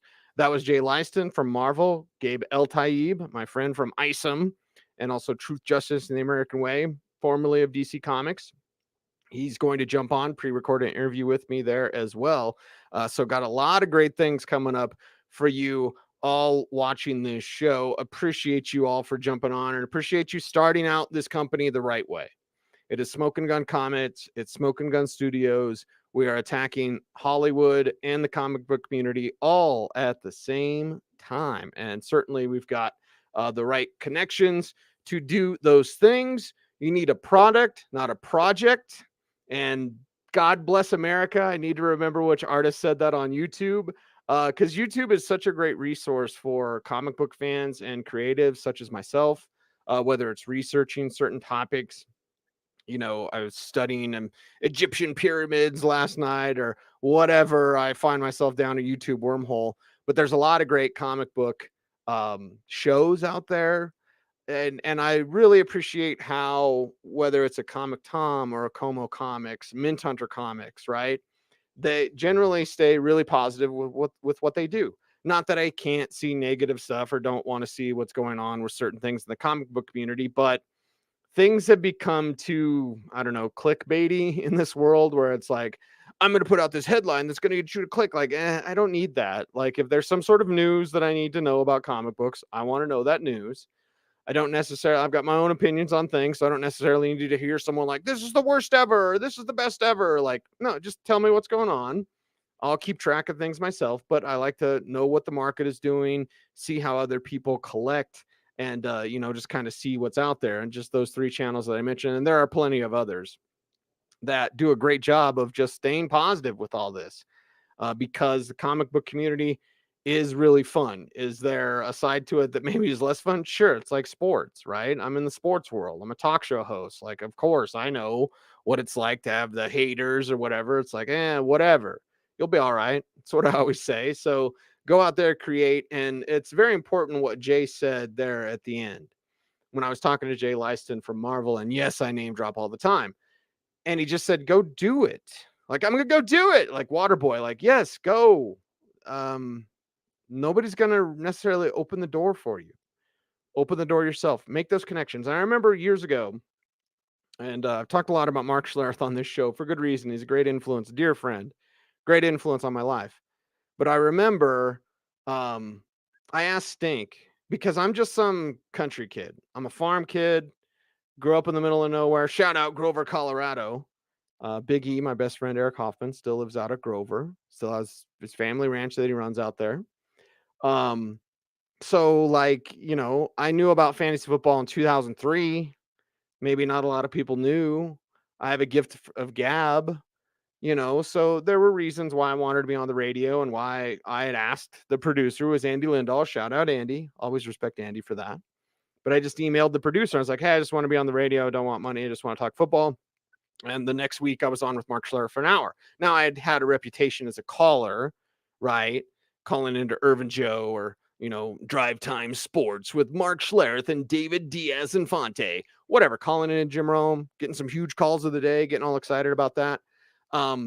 So, you know, I had built that up, but then I just asked, because it's like, you just go for it. You just do it. You just ask, you just go. And I'd asked if I could just be on the radio and talk fantasy football. Nobody really knew what it was necessarily back then. And I had played for 10 years. I started in 1993 because I'm a nerd. I'm proud of that. So I think that's very important in the connections they're in. But I remember, as someone who often gets people that say, well, I want to do what you do. And I tell them, start a podcast. And then I'll see them a year later. Did you start your podcast? No. You're not going to do it then. You're not going to do it. Like, does it take time? Yes. Will you be doing it for free? Yes. You know, will it kind of suck or take some getting used to? Yes. And as Jay said, like, your first page isn't going to be real good. Your first time out there isn't going to be real good. Know that. On the first episode of The Audible, which I've proudly been doing with Sigmund Bloom since 2006, one of the first fantasy football podcasts there is. On the very first show of The Audible, I said, welcome back to the first show. I said, welcome back. So was that real good? No, I listen to it now and I cringe. So get out there and do it. Go for it. Don't worry about what people are telling you. And also, don't be weird about it. It's only weird if you make it weird. But one thing I'll kind of piggyback on what Jay said, because I asked Mark Schlereth years ago. I said, Mark, why did you help me? I'm just curious. Like, why did you help me? Now I've done football full time since 2007. And I'm so happy to have my job as a talent, talk show host, writer, analyst, whatever I am. And it was something I wondered, right? Like, because you get this, I get it. And I'm not Mark Schlereth, right? I get people like, I want to do what you do. Okay, go do a podcast. Like, you go do it. Don't tell me about it. Just do it. And so I really wanted to know from Stink, like, why did you help me? I'm just a country, it's not like I went to Syracuse like everybody else did in the media. Like, I went to Laramie County Community College. Shout out Chris, who's watching right now, my college roommate, Jedi Sith Lord. We're going to hear from Chris coming up a little bit later in this stream as well. So I just asked Stink, like, why did you help me? And he goes, because you didn't ask for too much. Like, I just wanted to talk football. And, there are people, and yes, people can be a little obnoxious, like, give me a job. Can you get me a job with Fox Sports? Can you get me a job? Can you get me a job? Can you get me a job? Like, no. Go do it, be good, and you'll get noticed. And, I could put you in position and to meet the right people or whatever, but like, you have to do it and you have to be good first. You can't just be like, I want to do this. It's more than just the secret. Like, what you think about, you bring about. You have to do it. You can think about it all day, baby. Look, I had 8 intellectual properties in my head yet. And where were they? Where were they? They were in my head. I didn't want them to be in my head. I wanted them to be in your hands. I wanted to be on Kickstarter. And that's why we have Fake Booze, celebrating Fake Booze. You can get your Fake Booze rookie card right here. Hot little hands. And again, all this stuff's already done. Autographed Fake Booze print right here, signed by me right there. Boom. There you go. And the Fake Booze Kickstarter ash can. Look at that right there. I just opened the case earlier in the show. These are here. These are waiting for you. So please support right now. And in the live chat, the link is there for the Fake Booze ash can, friends for life, and even after that. And right now, we have 27 days to go. So we just started this thing, soft launched it on Friday, have a $2,000 goal, have $951 right now on 11 backers. Appreciate all you 11 for doing that. Also 3 in the Like a Boss category, which is the most expensive category. Thank you all for that. So I want to get over 1,000 tonight. Let's push it up there, man. What is that, $49? Push it up. Let's get over that $1,000 mark. That'll be 50% in 4 days. Beautiful, fantastic, wonderful, and amazing. All thanks to you. So please help out, and please go to Kickstarter and search for Fake Booze, or look at the link, or go to my Instagram at Cecil Lammey, since I know what it is now, and link in bio. So yeah, I think I'll change my Twitter bio so I can say that too. In link in bio. So yeah, Kickstarter, Fake Booze, make it happen. Smoking Gun Comics. And this is where it starts, and this is where it begins. Because again, the generative principle. To do something, it has to first become a thought. Everything that is in existence was first a thought. Think about it. What you think about, you bring about, but you have to do it. You can't just think, I think about it all day. Like, that's fine. You don't have anything. Like, think about it, bring it about, create, make it happen. That's what I'm doing. 2023, such a huge year for Smokin' Gun Comics. And this is just the beginning. You want to be an early adapter with Smokin' Gun Comics? Because again, we've got Hollywood connections. We've got people inside the building. We've had some of our stuff already in What Else You Got meetings. So, like, that ball is rolling. And again, I don't know where any of this is going. I know I think it's good. I know, and you'll hear from James Farnsworth coming up in just a little bit, owner of All Seas. Fake Booze is sold out twice at a shop, and they don't get the goodies that you get on Kickstarter. Okay, the one in the shop is fantastic, and I appreciate everyone that's bought a copy. But the ones in the shop are the 8-page editions. This is 20 pages. This is the Kickstarter ash can for you. You get the good stuff and prints and rookie cards. And also in the Like a Boss category, you get your supercharger certificate as being a supercharger of Smokin' Gun. Smokin' Gun was my truck that I've had since I was 16, a 1976 Ford F100 step side. It is our logo. So long as Ford tells me it's okay, it's our logo for Smokin' Gun Comics. And it is, it's my truck, Smokin' Gun. Why do I call it that? Because I drove it for a semester without a water pump and it would smoke everywhere. Roll. It was actually steam, but steamin' gun doesn't sound as good as smoking gun, but it would steam everywhere because it just overheat.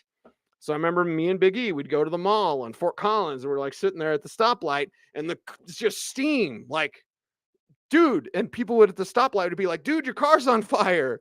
I mean, I'd be like, I know. And so we'd pull up to the mall because what was it? Fusion Comics was right across from the mall. So we'd go to the mall and we'd park kind of in between Fusion and the mall so we could just walk. But I remember like getting to the parking spot and just shutting off the ignition and jumping out and shutting the door and let it roll slowly into the spot just to get away from it. Not because it was going to blow up or anything, but just because it was so God blessed embarrassing driving a truck without a water pump.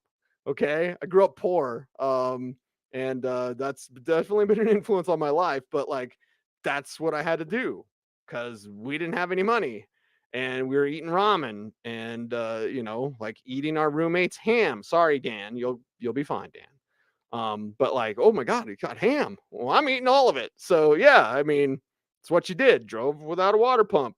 Your truck just smoked everywhere you went. So that's the Smokin' Gun.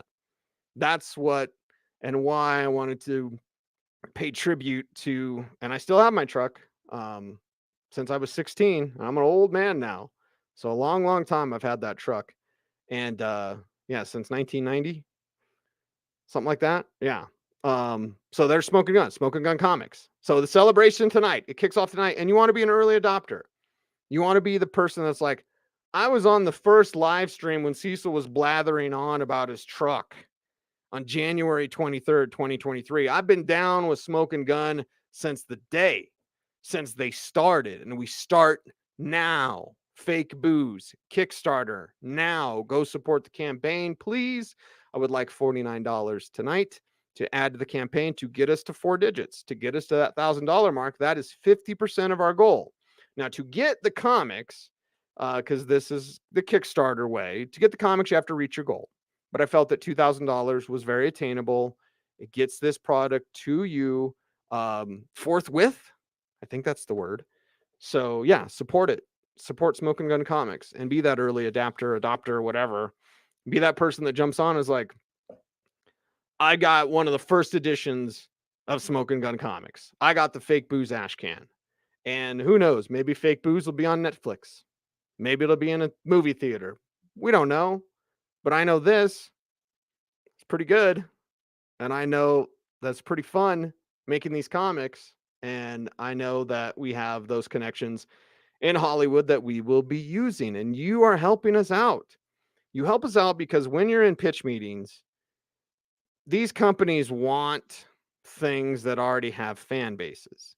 Well, and again, I'm going to have to look it up. Because my buddy Matt Campbell, who's done 4 interconnecting covers for Test Support, which is awesome. Artist for Mythica, creator of Mythica, check him out. He's been on Kickstarter as well. I think he's on issue 9 right now of Mythica. Matt Campbell and I were talking about it. We kind of brought up the same quote almost at the same time. Like, don't have a project, have a product. That's it. Like, this has been in my head long enough. It is a product right now. You can get this product as soon as the campaign is done. As soon as that is done, we got 27 days to go. So in 27 days, you can be reading Fake Booze. Fantastic. And once you create that in the Hollywood circles, then now you have, hey, we had a crowdfunding, and let's say all of our 8 crowdfundings are gonna, and we raised $200,000, or we raised $1 million, or we raised whatever the number is. You can now go and say, our company has this many backers, has this many fans, has raised this much money, you know, out of, this is my son's bedroom. my son's graduated from college, so he doesn't live at home. But, that's where this creation has begun. Besides in my head yet, it's like, okay, so now that makes you more attractive to the Hollywood types because you're not just coming in cold being like, make my movie. Do you have any fans? Do you have any product? Do you have anything? No.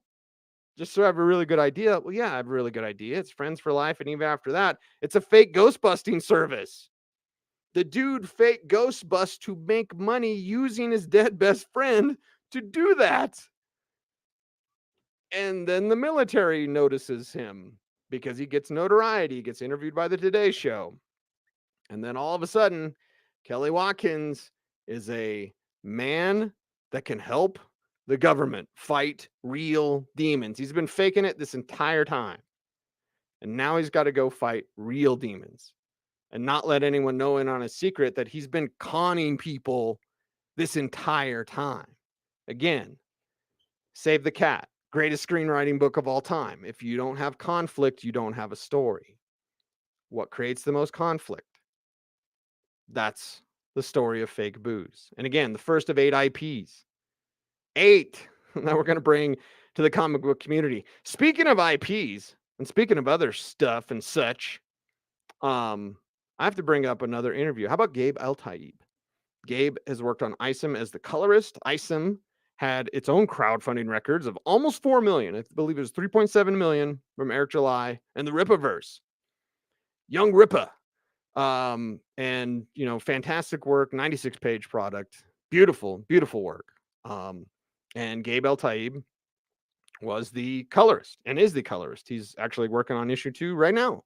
He says that in our interview. So pre-recorded interview with another Broncos fan and my buddy Gabe Eltaeb from Truth, Justice, the American Way, formerly of DC Comics, and now, of course, with Isom. Here we go with my interview with Gabe.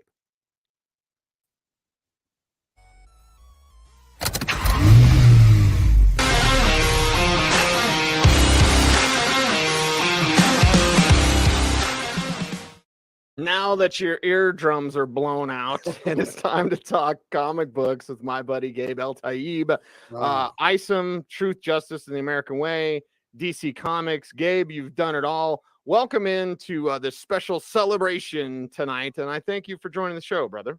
Oh, man. Thank you so much for having me. I've been a fan of you outside of comics forever on sports radio. I think you're great on there. I remember hearing you come on, I don't know if it was about a decade ago, you did all the fantasy football. You were like their fantasy guy, right? You would tell them, but you didn't host a show yet. It was like, who is this young man that knows all the fantasy stuff? And here you are all these years later. A right. Colorado legend is being built. So yeah. I love it. I live in San Diego, America's finest city, but Colorado's where I'm from. And I do listen to the podcast for Sports Radio 104.3 The Fan here in San Diego. So I'm representing Colorado somewhat. I am a Padres fan, though, not a Rockies fan. But I'm a Bronco fan through and through. Well, we're going to talk plenty of Broncos. Trust me, we could do a whole show about that. But let's talk comics and your background and how you got started in comics, why you love comic books, because this is a different medium from TVs or movies or video games. And like when you find people like you, like me, we love comic books. So what makes you love the medium of comic books? This is going to be an unsatisfying answer to you, but I don't know. All I can tell you is I love drawing. I love drawings, and I love to draw. I love to look at drawings, other people's drawings, and that's what it is for me. I don't know when I started drawing. I have always drawn. My earliest memories, I've always would draw. Like I said, I'm from Colorado. My grandparents had a Mexican restaurant for 50 years in Greeley, La Famosa Tortilla Factory Mexican restaurant. And before I was in kindergarten, I would hang out at the restaurant because my parents were working. My brother was in kindergarten, and I would pull out these reams of butcher paper, the kind they wrap the tamale masa in. Right. I would pull out the butcher paper, and I would draw Star Wars space battles. And I was 3-4 years old, but I have very vague memories of doing that. Do you have any of that art? Do you have any of that butcher I have paper? lots of art from when I was young, but that stuff probably got crumpled up and thrown away by one of the adults. Okay. But I was quite precocious. I remember having a Mexican kitchen all to myself because my grandparents were in the tortilla factory part. I'd dunk tortillas in the taco meat and take bites. I'd walk out into the dining room and I'd sit at customers' table, just start eating their chips and go, "Hi, I'm Gabe. What's your name?" And just like It was a wonderland. You're like a mascot for a Mexican I had restaurant. free reign. I had free reign of this Mexican restaurant to myself. So Nice, yeah. nice. Or Le Pues, I will say to my Yes. Mexican brother. Although I guess we're Indeed. both Chicano, right? Because we're half Mexican. Whatever, just Yeah. whatever. My dad's from Libya, and then my mom's Mexican. So And my mom's Mexican and my dad's French and Irish. So I'm I a knew it was whole. French. I knew Lammy was French by the Yeah, spelling. yeah. We Americanized it when we came over here. It's originally LeMay because Right. So it's like Selena. I don't know if you ever experienced this, but like when Edgar James almost is like, we're not Mexican enough for our Mexican family, we're not white enough for our white family. So Right. yeah, Right. You grow up how you Yeah. grow up, but you grew up drawing comics, you love drawing. And then I got some of this, of course, just from knowing you and knowing your background, but also tell us about how the call from Jim Lee went when you got to work for the guy who's on, Mount Rushmore for a lot of us comic book fans out there. He is. He's I would say in the last 30 years, he's the king of comics, the most famous, most successful guy as far as sales go and all that. Vice president of DC Comics. And when I saw his artwork in 1992, when I was 13 or 14 years old at my friend Sean's house, I didn't collect comics, but I always loved them and I loved to draw. And that was the comic book boom, like the housing boom. There was a comic book boom in the late 80s, early 90s for about 4 years. And I saw X-Men issue 1 that Jim Lee had illustrated with Scott Williams. It's right there. Yeah, and it had like 5 covers because that's a fold-out cover. Yes. And there was the one cover with the Beast leaping over a rock, his hands on the rock. Right. When I saw that pose of the Beast, it blew my mind. I'd never seen anything like that in my life. And in that moment, I decided I had to be Jim Lee. I had to work with Jim Lee.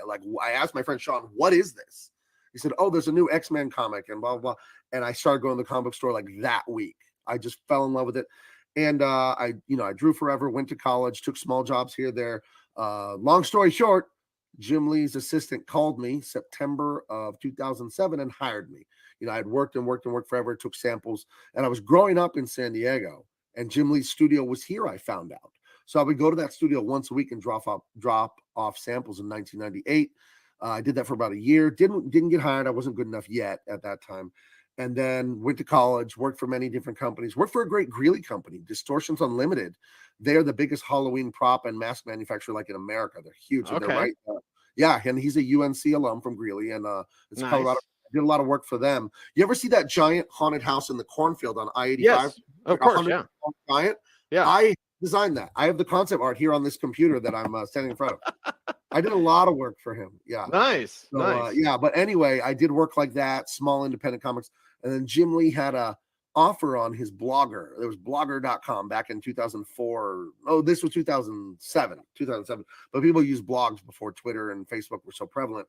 And it was like, we need a new colorist at the San Diego studio. And there was a black and white drawing of Superman. So I colored that, emailed it to him. And 2-3 weeks later, I'm at football practice. I was a Pop Warner football coach there in Greeley. And I get a phone call. And it's like, this is Jim Lee's assistant. We would like to offer you the job, blah, blah, blah. And that 13-year-old boy's dream came true. I worked in studio for 3 years.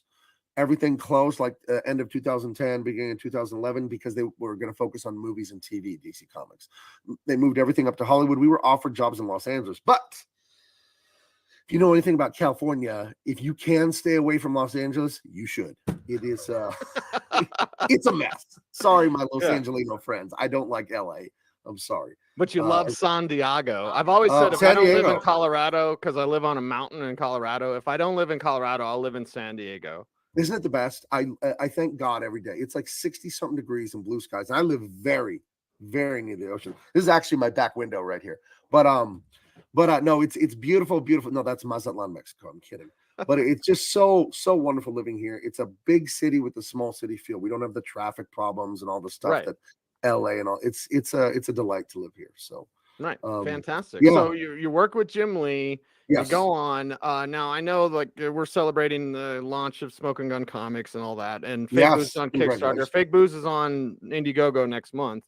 You yourself have had so much success, whether it's Truth, Justice, and the American Way, whether it's Isom and the colorist work you're doing there with Eric July. Like you've had so much success with crowdfunding. Why is this such a great time to be a comic book creator and to be an independent comic book creator and someone who can, make something that people want to buy and people will support? I mean, it's obvious what you have done with your books that, people will support what you want to put out there.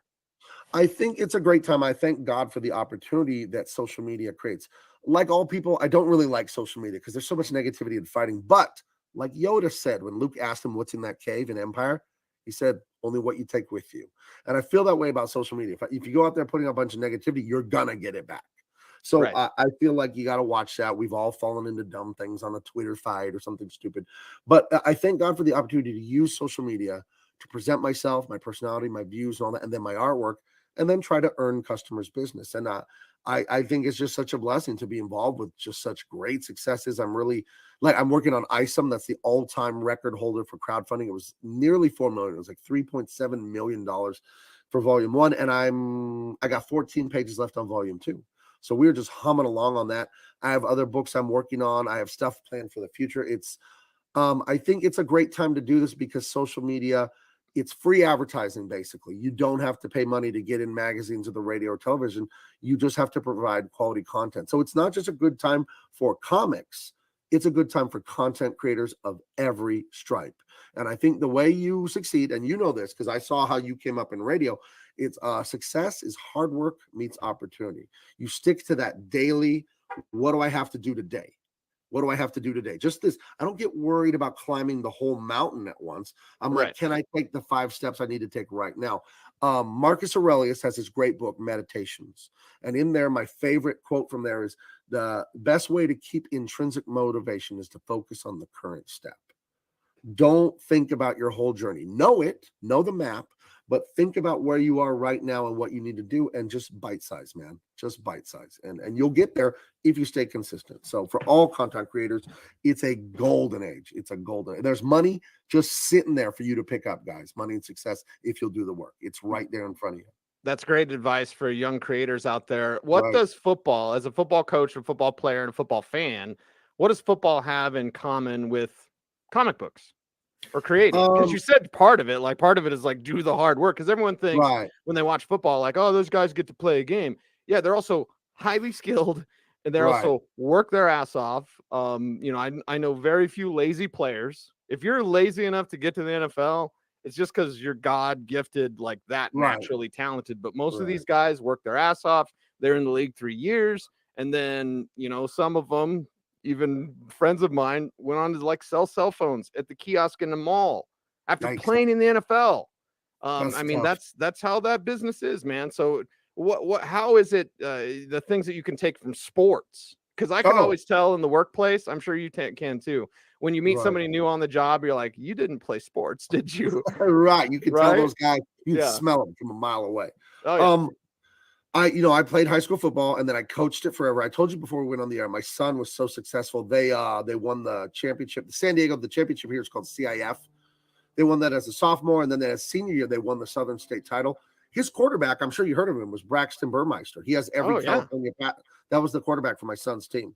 Nice. And but football informs comics not enough. I wish it did more because I'm not an artiste. I'm an artist, but guys in this business, a lot of them, they're artsy, they're sensitive. If you confront them about anything, they shut down, and it's not great energy from a lot of these guys. And I wish there was more sports mentality in this business, because what it will do for you if you have the work ethic and you understand that you're a craftsman, and don't be pretentious. And I worked construction, I worked in warehouses, I worked a lot of blue collar stuff when I was younger, and I approach comics exactly the same way. I get up early, I have my coffee, I get to work, and I don't think I'm a special boy because I know how to write and draw. I think I'm no different than someone making sandwiches at Subway. I don't look at it any different. And I told you my grandparents had that Mexican restaurant.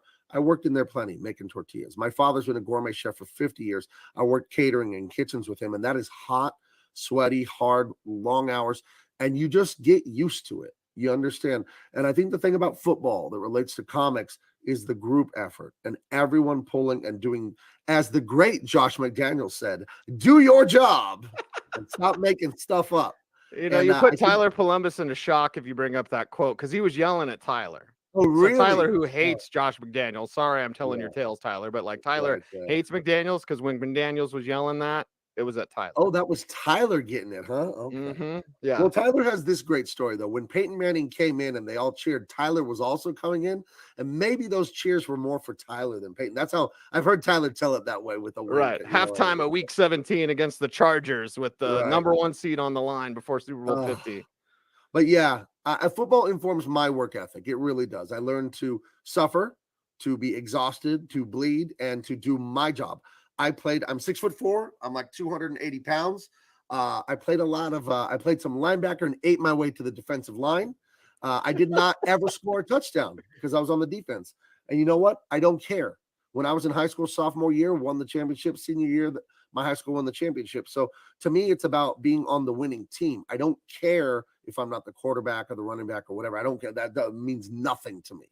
Right. To me, it's the work and honoring the customers. I told the customers I would do this, so then I'm going to do it. And if I'm the fullback, the halfback, the punter, the whatever, okay, I'll do it to the best of my ability. It doesn't bother me. Okay. So, yeah, I love it. I wish more comic book guys had a football mentality. I really do. Gabe Eltaeb. Check him out. Isom, Truth, Justice, The American Way. Of course, follow him on Twitter and all those great things. Final thing, Gabe, appreciate your time as always, brother. And I just appreciate your friendship because I have no idea what I'm doing, right? I wanted to be a comic book artist back in the 90s. Homage sent me one rejection letter, and I was like, that's it. Okay. Legend Comics. You tried to work at the same studio I tried to work at. Yeah, Legend Comics, which was a Fort Collins company that did Lords #1. Gabe Hernandez was the artist there. Not that Gabe. There's 2 Gabe Hernandez. Right, but anyway, so Gabe was the artist for Lords. They went out of business after 1 issue. Gravis was actually supposed to be in issue #2 in like in the middle, like a separate story, obviously separate universe. They went out of business. So back then, me and my best friend Eric were just like, it's over. We're teenagers, right? It's over. Right. So I want to know, and I appreciate your friendship because, again, like I got a bunch of dumb questions. I'm just like, hey, how do I do this? Right. I love to talk, so ask. Yeah. So there we go. Final thing, artists that influenced you, like underrated artists. Like for me, it's always Jim Aparo. I'll bring up Jim Aparo. Like that's my Batman. No offense to Neil Adams or any other Batman, and Todd McFarlane's my favorite artist or whatever. Right. But Jim Aparo to me is an artist that doesn't get enough conversation. Is there a favorite for you? Is there an underrated artist for you? And who are some of your influences growing up? I mean, my favorite comic book artist, I think the most influential to me would have to be Jim Lee, because seeing his art made me want to do this and work for him and be his.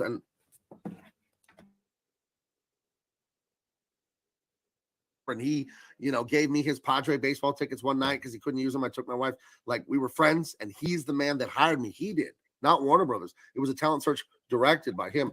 If the 13-year-old me knew that, he'd fall over. So I would say Jim Lee.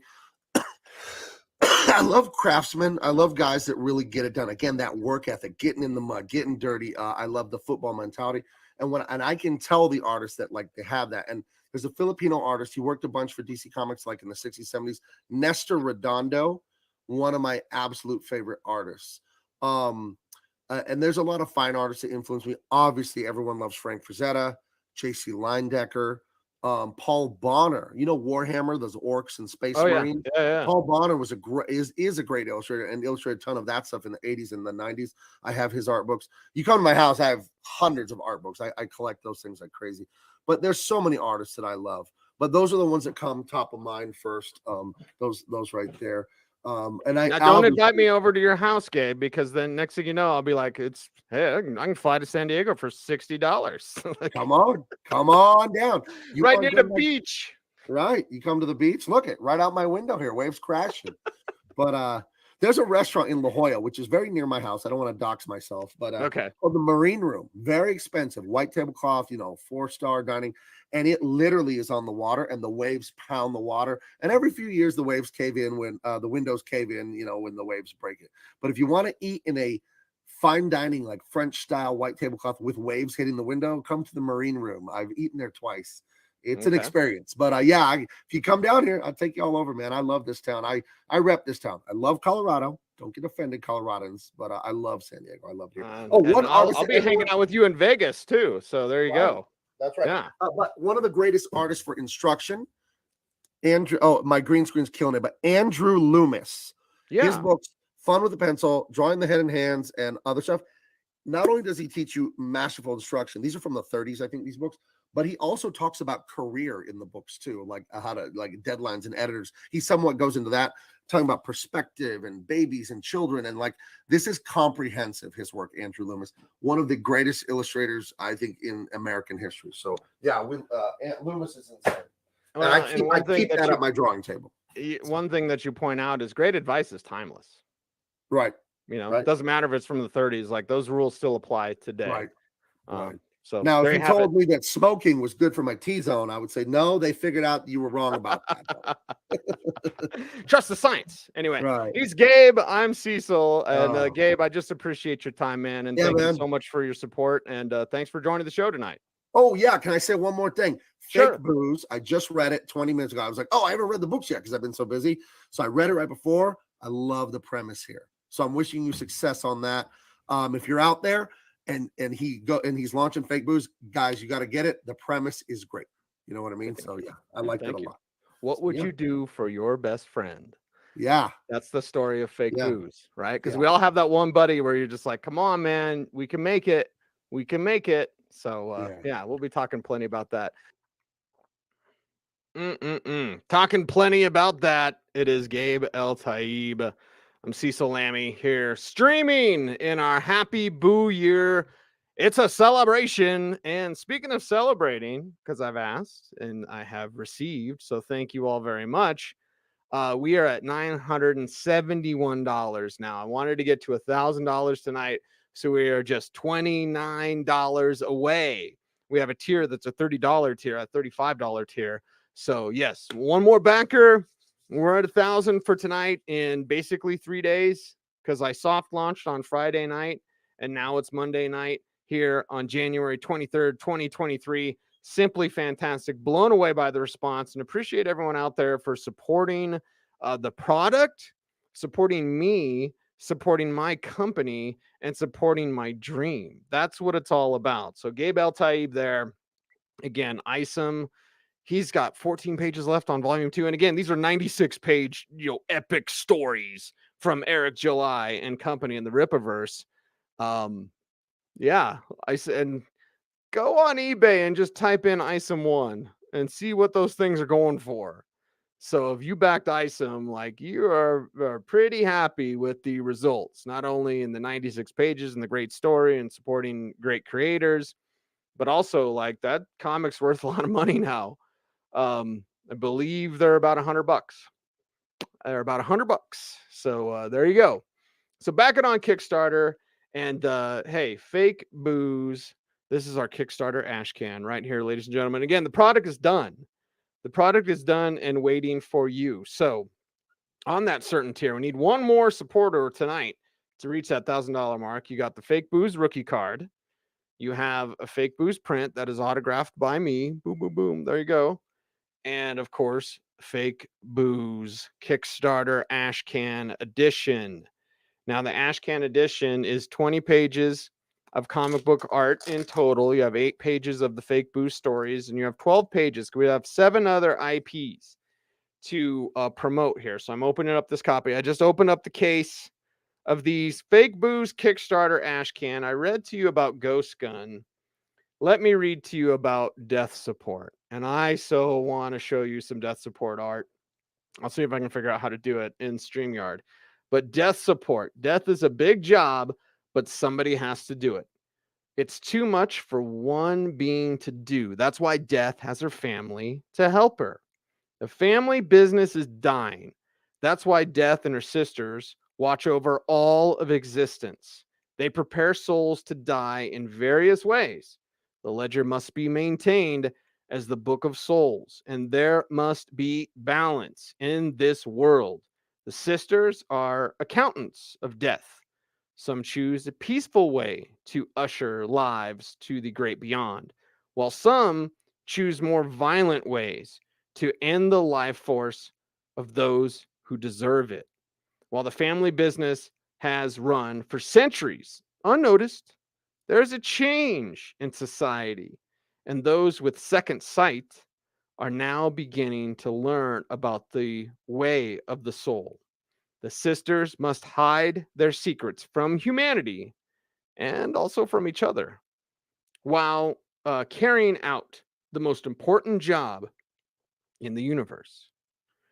There's also a war building in Death Support. So again, Death Support is the third property. The lettering is almost done. It'll be done this week. I just did a meeting with my letterer this morning, Tim West. Shout out Tim over there in the UK. He also is the letterer for Mythica. So again, shout out Matt Campbell and Mythica and everything he's done there.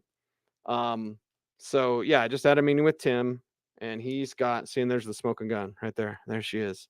Beautiful, wonderful. I think the rims are worth more than the truck, but anyway. So yeah, Death Support is our third property. Gravis is our fourth. So we got January, Fake Booze. February, Sue Immortal. March, Death Support. And again, the lettering's almost done, and then it'll go to the printer. Sue Immortal is done. I'll show you Sue Immortal right here. I've got it right next to me at my desk. Gravis, who is behind me right there. Great cover A from Zach Skellington Conley. So Gravis, our longest superhero that we've had. With great power comes zero responsibility. That is in April. In May, it is Gun Discipline. The artwork's already done for Gun Discipline, not yet to the letterer. Once Tim's done with Death Support, then he will get Gun Discipline.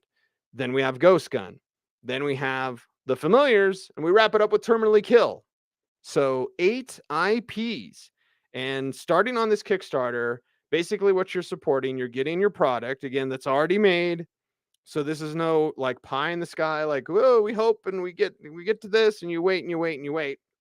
Because I've backed stuff on Kickstarter, and I've backed stuff on Indiegogo that either I forget about or I never get. And of course, on Kickstarter, if you don't get the product, you're not going to get charged for it. But this product's done. You want Fake Booze. You want to support Smokin' Gun Comics. You want to see the other 7 IPs. It starts now. It starts now with supporting this product. And we did, during this broadcast, already have one more supporter. Thank you so much for supporting us and supporting Smokin' Gun Comics. Now, I mentioned Sue Immortal.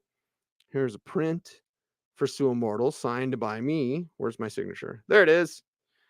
Then we have cover A. Cover A of Sue Immortal is a beautiful watercolor by Mike Lorenzo. There you go. Everybody dies. Sue Immortal is suicidal and immortal. He's one of the top heroes to watch on his streaming channel because he doesn't take any prisoners. He kills everybody that breaks the law that he gets after.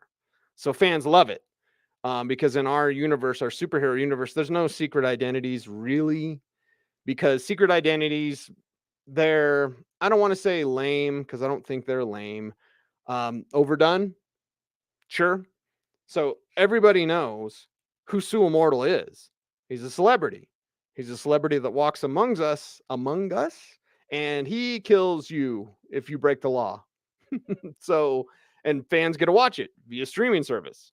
So there you go. Sue Immortal, suicidal and immortal. And by the way, this beautiful watercolor, let me grab the original. I have the original from Mike Lorenzo. It will be a tier, and there's only one. And I hate to get rid of it because Mike was so generous when he did this artwork for me. But the Mike Lorenzo cover A will be available on Kickstarter for the like God tier of that. And let me show you some of the artwork that Mike has done for me. Here's the beautiful original watercolor right here. That's the original watercolor cover A, Sue Immortal. Beautiful. And it can be yours again. But all this starts with your support of Fake Booze. You support Fake Booze, and you're going to get this other stuff. And you're going to see characters like Gravis. Okay? Gravis in April, coming to Kickstarter, Smokin' Gun Comics. Gravis has a cast of other heroes. There's Sue Immortal. So there's an original Pencils and Inks from Mike Lorenzo. My dude Luke Patterson, that's his favorite right there. Warhorse, one of the greatest and the original super soldier in this universe. There's Tropic. There's an older version of Hot Hand. We have a newer version of Hot Hand, who is Gravis's adopted brother. There's Psylord. Okay. And there's Jim. She's a very genetically enhanced, modified gem. She's very important to our universe. Assassin. Oh, and here's the big bad. Death Angel. Look at that. Beautiful. Death Angel. That's all in Gravis. Those are all. Oh, and Cathode. Can't forget about Cathode. Sean Johnson. Cathode right there. So that's in the Gravis universe. Look at that. Look at all that great art. All from Mike Lorenzo. Here's the cover B of Sue Immortal. This is done by Ty Henderson. Ty, if you're watching, brother, thank you for everything. I sent Ty as a little bonus, not to tell tales, but I sent Ty a pair of Jordans as a bonus. Just because, and you know me, collecting Jordans, I have over 100 pairs. Like, if you're going to get a pair of Jordans from me, it's the highest compliment. And Ty Henderson, my God, how my life has changed because I found an artist that does this kind of work. Fantastic work. Ty Henderson. That's cover B of Sue Immortal. That's coming out in February, everybody. So it'll be when this campaign is done, then immediately go right to Sue Immortal. Cover A, cover B. Got some more goodies for you there as well. Got the prints. I already have rookie cards of Sue Immortal. So there you go. Done and done. So this is how we do it. Why do I want to sing when I say that? But this is how we do it at Smokin Gun Comics. So again, I think crowdfunding is really cool because you can back the projects and people can, start to get the funds. This stuff's done. So back it, get the product. Back it, support the company. We got a lot to do. And like I said, go Fake Booze, done. It's on Kickstarter right now. It's a happy Boo Year celebration. I got $29 to go till 1,000. So get me over 1,000 tonight. That's halfway in 3 days. Halfway. Thank you all for supporting this product. Fake Booze, done. Sue Immortal, done. Kickstarter February. Death Support. Art's done. Lettering done this week. To the printer pretty soon. And in a couple weeks, I'll have copies of those. That's March Kickstarter. April, Gravis. It's our flagship character. Then you've got Gun Discipline in May. Gun Discipline, the artwork is done. It will go to lettering this week. I mean, it's right here, man. Ghost Gun, the covers are getting worked on right now. Look on my Instagram at Cecil Lammey. Link in bio. At Cecil Lammey, you'll see one of the rough covers of cover B. Cover A, I've showed you. It's in our Fake Booze Kickstarter Ashcan edition. So cover A, I've showed you Gun Discipline's cover. Ghost Gun's cover, excuse me. So Ghost Gun, May, June, The Familiars, July, Terminally Killed. Did I miss something? I think I got them all. This is what happens when you have 8 intellectual properties. So either way, appreciate you all for the love and support. And we're continuing on. I got more interviews coming up with more comic book professionals. Just a quick refresh. Yes, we are at $971. Ladies and gentlemen, $971. Can we get 1,000? We're getting 1,000. We have 12 backers right now. We get to lucky number 13. That'll put us at 1,000. So be that supporter of Fake Booze. Be that supporter of Smokin Gun Comics. So another interview coming up. And let's do this one as I look to find what interview I want. And we've done Jay Leisten from Marvel. We've done Gabe Eltaeb from Isom and Truth, Justice, and the American Way. How about this one? We're going to do an interview with my buddy James Farnsworth. He is the owner of All Seas Collectibles here in Colorado. So I'm going to chop it up pre-recorded from this weekend with my buddy James Farnsworth, owner of All Seas. Here we go.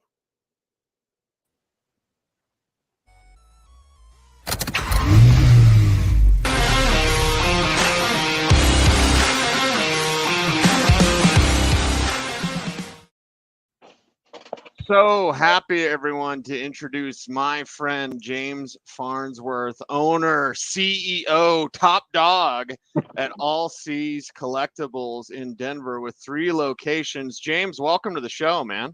Thank you, Cecil. I'm very, very happy and proud to be here, man. Thank you very much, bro. Well, I'm very happy and proud of our friendship because you've always been so gracious with my questions about comic books and getting started in comics. But before we get into all that, Yes, as sir. we celebrate the kickoff and the kickstart and the happy boo year here as Fake Booze is on Kickstarter, I just want to ask you, you're kind of born into this, right? And born into comic book collectibles and all sorts of stuff. But what is it about comic books that you love so much? Well, we've been established this store for 35 years, but my parents have been collectible dealers before I was even born. I'm 46 now.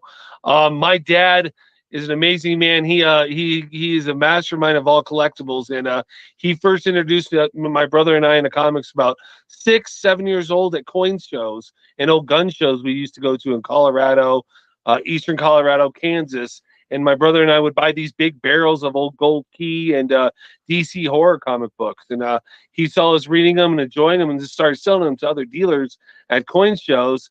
And that kind of birthed all seas into the expansion of what we are now. So my introduction of comic books was kind of almost on a material level. But I loved them because you read them and you get so much enjoyment out of them. The stories, the artwork, the fantasy. But then yet they're materialistic too, right? So they have wealth and beyond wealth of knowledge, but a material knowledge wealth too. Both. Right. Well, I remember I've been collecting comics so long that I would get them actually for a dime at the store because they'd tear the covers off.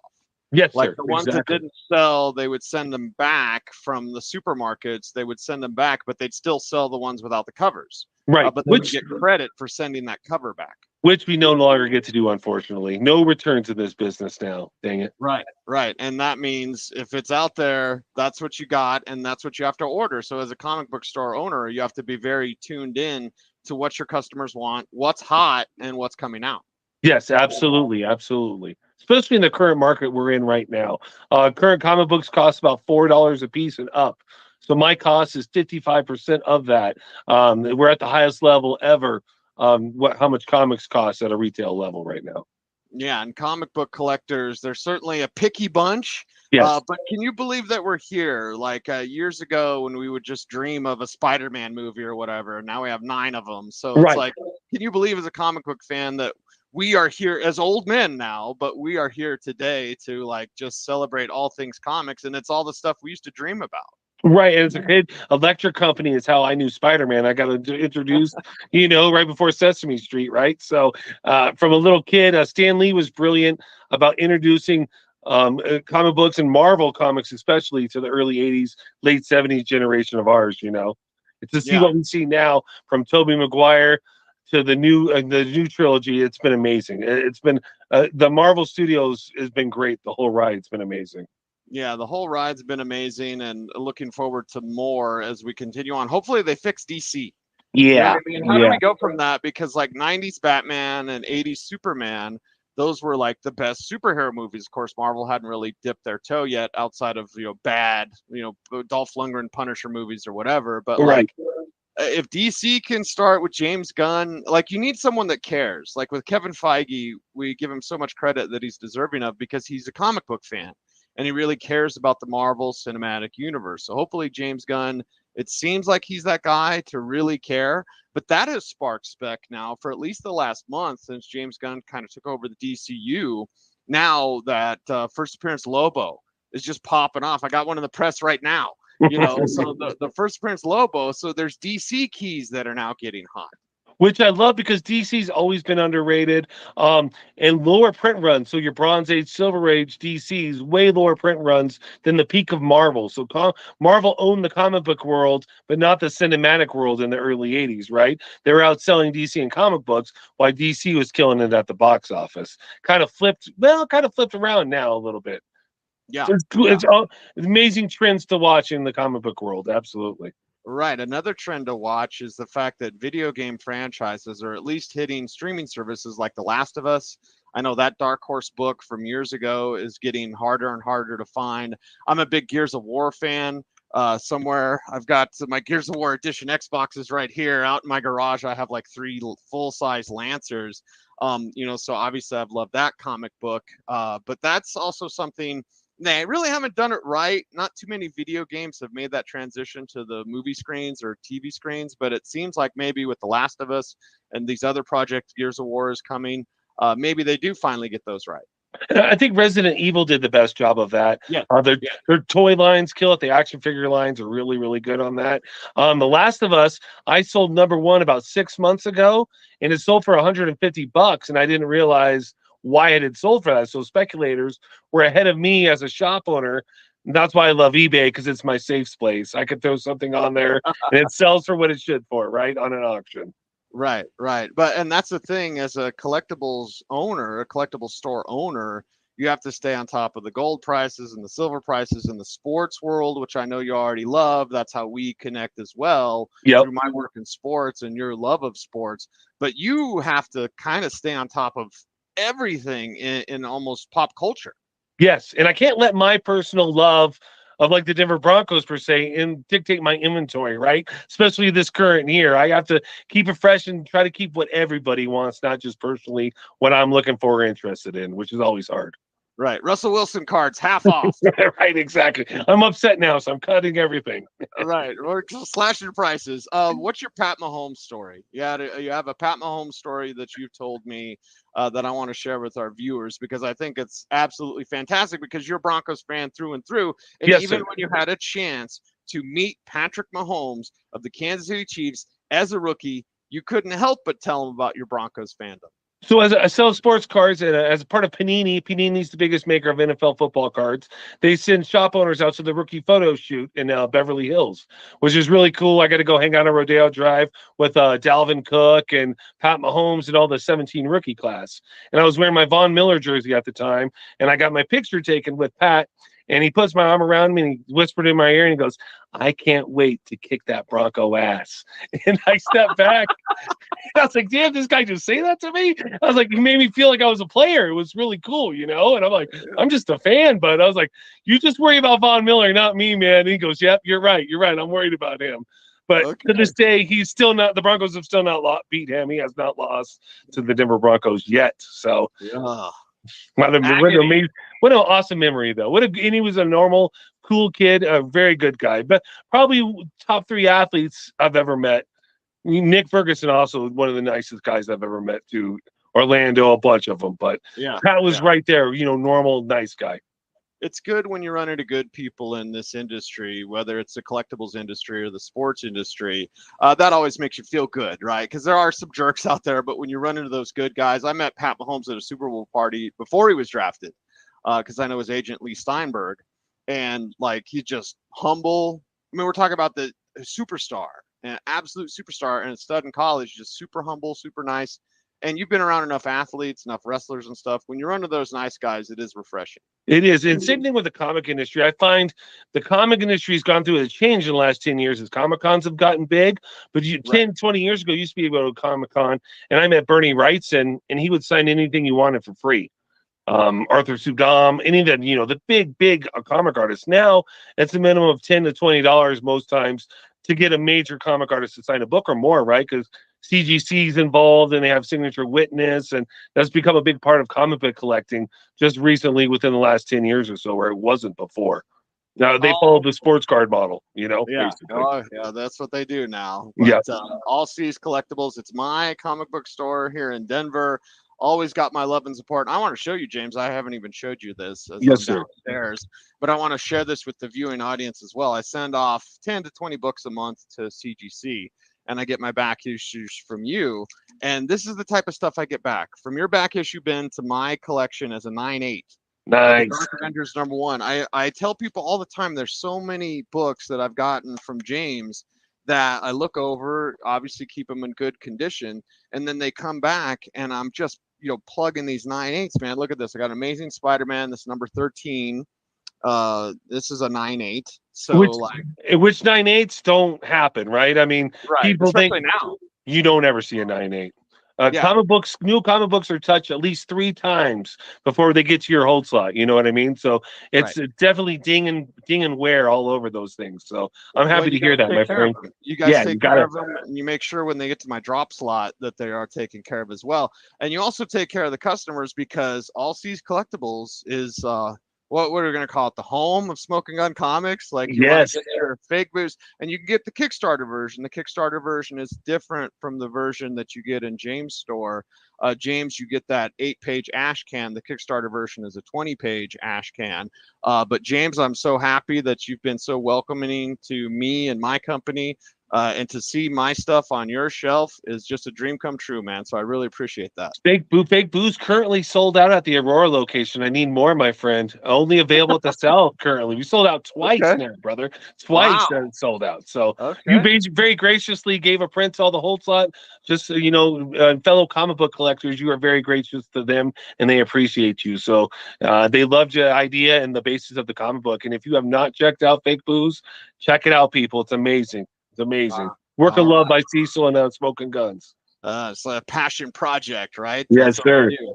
He's Absolutely, James brother. Farnsworth. He is my dude. All Seas Collectibles. It is my comic book shop, and we thank everyone. James, appreciate your friendship, brother, and just appreciate Thank you, brother. as a fellow collector as well. Thank you, brother. Thank you very much, man. Now it's time to go watch Pat Mahomes. Yeah, there you go. Watch Pat Mahomes beat up on anybody that he plays. Although he had to tough it out that game against Jacksonville, man, getting banged up like that. Well, congratulations. We've been streaming for 2 hours and we are now over 50% funded of our goal. We are at 50 and the dash percent. So thank you all. Started tonight. It's about $49 short of $1,000. We are officially at 1,041 now. 14 backers. So it's gone up since the last time that I saw it. This is fantastic. Very humbling. Very happy to be 3 days in on this and to have this sort of backing where we're at 50% funded right now. This is simply fantastic. So appreciate everyone out there for supporting the project, because again, this is just the start. This is the beginning. So your help now helps the company keep going, and all these other projects, which a lot of them are either done or almost done. So again, it's like right to you. It's your product. It's your support that we need. I mentioned there in the interview with James how I had Omega Men number 3. Why did I think it was number 6? Omega Men number 3. I feel bad now. I had this in my press. So this is the first appearance of Lobo. And I have a copy that's a 9.6 already. And I'll send this one off. I send about 10 to 20 books to CGC every month. This one that I pressed, I'm thinking 9.4. I'm thinking 9.4. Maybe I could get a 9.6. I do not believe it's a 9.8, but it is a beautiful copy. I believe it was 1983, something like that. So Omega Man number 3, first appearance of Lobo, that was in my press. As I was talking to James, I had that in my press. Usually try to keep one book. In fact, I got to put one book in tonight. Try to do a book a day, just sharpen up the skill or whatever. This is actually the most expensive book, and it's $100 raw. This is the most expensive book that I've pressed. I usually leave my big books to other people because I just don't want to mess them up. So yeah, that was in my press. I'll show you what else I just pulled out. First appearance Dazzler. This one's probably fine, very fine. It did come out nice. It had some water dance, like some waviness to it, but it's got 1, 2, 3, 4, 5, 6, 7 spine ticks. So, it's probably, speaking of 7, it's probably in that range, about the 7 range. So that came out of my press. So there you go. And then this one I already had from my best friend Big E. And then I was able to pick up another copy. 1, 2, 3, 4 spine ticks, color breaking, by the way. So this just came out of my press.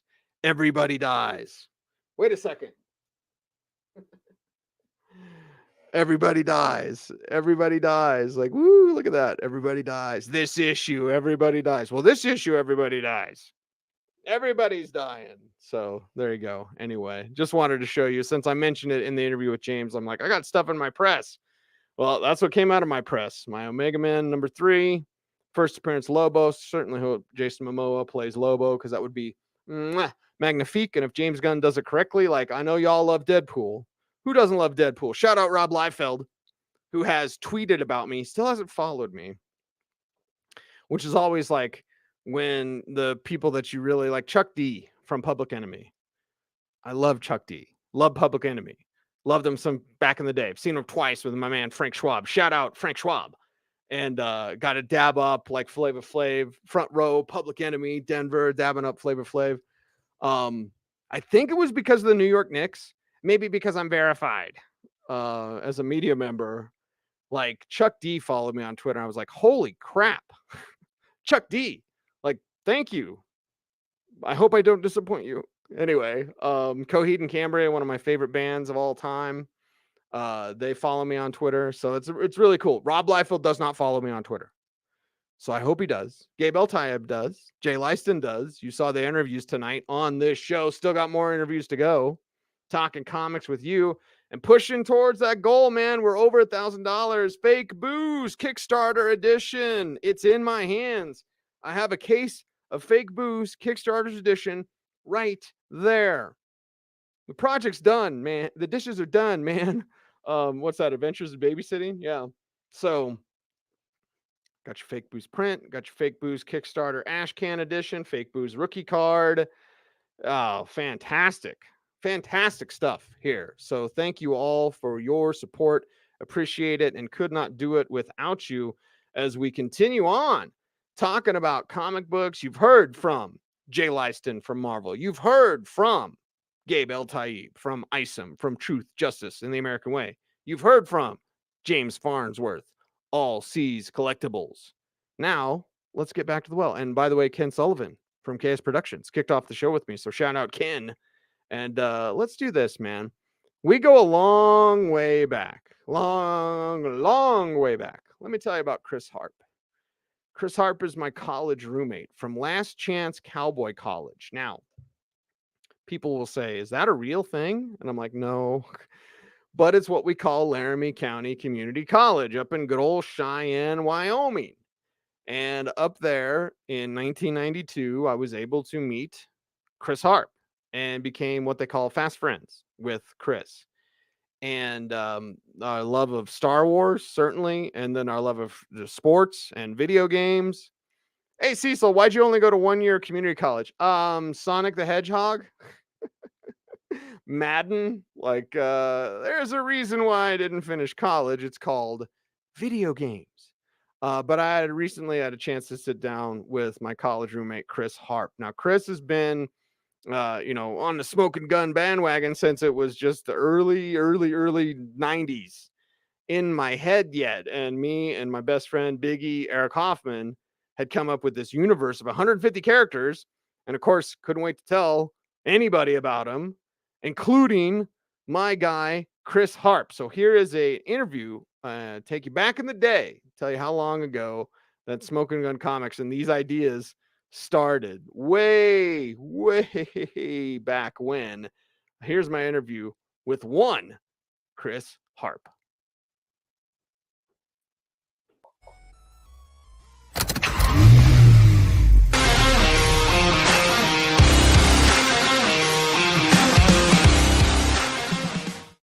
Well, that intro is awful, and it's my video editing skills, which are not good. It's not bad at all. I liked it. Okay, it's just really loud and obnoxious, but I need my buddy Chris Harp to perhaps work on that for me. We could talk later, but let's talk now. Chris joining me here as we celebrate the kickoff of Smokin' Gun Comics, the kickoff of Fake Booze, now on Kickstarter. Get it now, support it now. But Chris, we've known each other since college, since 1992, and we were teenagers. And we both loved comic books. We had comic books on our wall. We had comic book posters. I wanted to be a comic book artist. You wanted to be a comic book colorist. Like you had a lot of skill when it came to color. I don't do color, but either way, like from there till now, I know it's been a while, but it's cool to be here, man. And it's cool to share the journey with you, someone who's been working on Smokin' Gun comic stuff behind the scenes, website stuff, video editing, stuff like that. Not that intro that I did. That was all me. Sorry, everybody. I still like it. It's not like bad. you've been with the Smokin' Gun. Hell, you've ridden in the Smokin' Gun. Not many people could say that. Oh, that's true. And God, we're old, dude. You think how old that truck was? Yeah, Oh, 1976. Mm-hmm. yeah. We're as old as that truck. We're older than the truck. Yeah, and the truck's old. And it's Yeah. smoking all the time. We'll be the smoking gun. We'll be broke Yeah. down on the side of the road all the time. Yeah. No, I really enjoyed our college experience. Um, you rubbed off on me with the comic books. To be honest, I wasn't really into comic books at the time. I liked superheroes and stuff. That never got away from me, but I just didn't. I spent all my energy collecting sports cards, and then when I met you, then I was collecting both, and Right. then you were kind of collecting sports cards as well as comics. Right. But just you kind of brought out the artistic side of me. I've always been kind of a very, very amateur artist when it comes to like coloring stuff. I can't draw like you can, that's for sure. But you brought out that artistic side of me, and then when you got me into the comics, and I saw how nice the artwork was, I appreciated the artwork, the different kinds of artwork, and then seeing how you have your own brand of artwork, and then being able to like color that in. That was just awesome.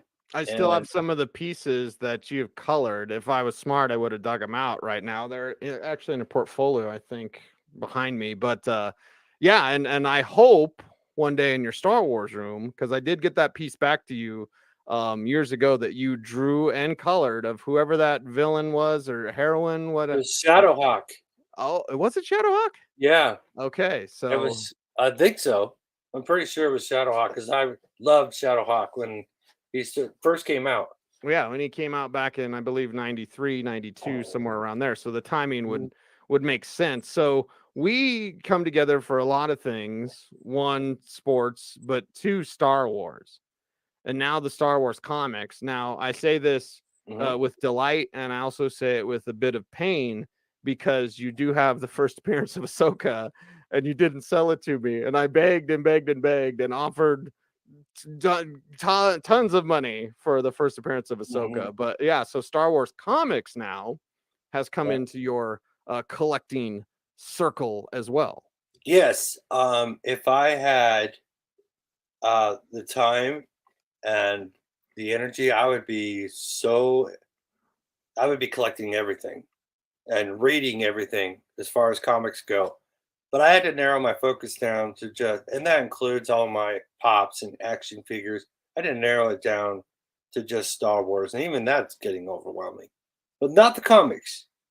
I love the comics because it kind of is. I mean, there's some bad arcs out there, but there's some really good ones too. Mm-hmm. And again, I appreciate the artwork. You could tell every artist has their own little style.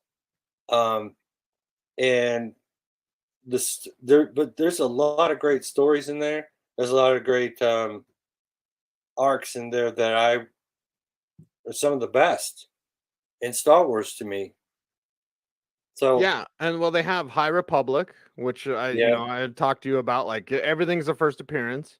I Hmm. think with Mandalorian, and I believe it was like Mandalorian #2 was the first full appearance of Grogu. So, Hmm. like from a collector standpoint, like, and what is Mandalorian up to #5 or whatever now? So they're I trying to think catch up to the series. So all the stuff that you love from Mando, and we can talk about Mando for sure, but like now that's in the comics. So you bet, like Mando #1, Mando #2, like yes, these are yeah. all great issues. And from a collector standpoint, like that is the first appearance of Grogu, and who the hell knows where Grogu's going to go, but I can't wait to see it. Yeah, I mean, I don't think he's lost any popularity. Yeah. I think he's in people's hearts to stay for a long time. That's just my opinion. But especially when it comes to, I know my daughters love him. They can't live without him. So they, they have their own Yoda figures and T-shirts, and they watch. Mandalorian. So yeah, I'm so glad that you convinced me to like collect every Star Wars title because you never know what's going to be the first appearance of, and I'm glad I followed your advice and did that. Yeah, well, in Mandalorian, like I guess I'm stuck on it, and I hope I don't spoil anything for anyone, Chris. But when the armor is pulling the stuff out, the Beskar out of the water, whatever, molten or whatever, Mhm. that's Grogu's helmet. And I've watched probably of this new trailer for season 3. I've probably watched 4 or 5 different like trailer breakdowns. I find them very enjoyable, like New Rock Mhm. Stars. I think you and I Yeah, I talked a love little New bit about Rockstars. New Rock Stars. Yeah. Very positive. Dude's really Mhm. cool. Grace Randolph, shout out Grace. Like, so she's done a trailer breakdown. So I've watched a ton of trailer breakdowns. Everyone gets, and there's the armor. Like, no one mentions what she's pulling out. And I believe it was the New Rock Stars guy who said, like, it's a ladle. I'm like, that's not a ladle, bro. That's Grogu's helmet. Are you Really? ready I for didn't see that. Grogu? Are All you right, ready for Grogu to get Grogu to get a Mandalorian helmet? Because I Yeah. fully believe, and I don't have any inside information, but I fully believe that's what that is. And nobody is talking about it. You know, the internet's gonna lose its mind when Grogu puts on his helmet. And Well, that's let's just when yeah. Din Djarin is talking about being a Mandalorian, and Mhm. everyone's like, what a speech. No, he's giving it to his son. He's giving it to Grogu. Like, this is what it means to be a Yeah. Mandalorian. Yeah. You know what? Lucasfilm is really big on Mm, selling toys to people like me that collect action figures. right. So anytime you can throw something on Grogu that's going to sell, it's going to sell. So Mhm. and it's gonna sell quick, especially how cute he's gonna look with the Mando helmet on. Right. Um, but I'll have to look at that. I have not seen that.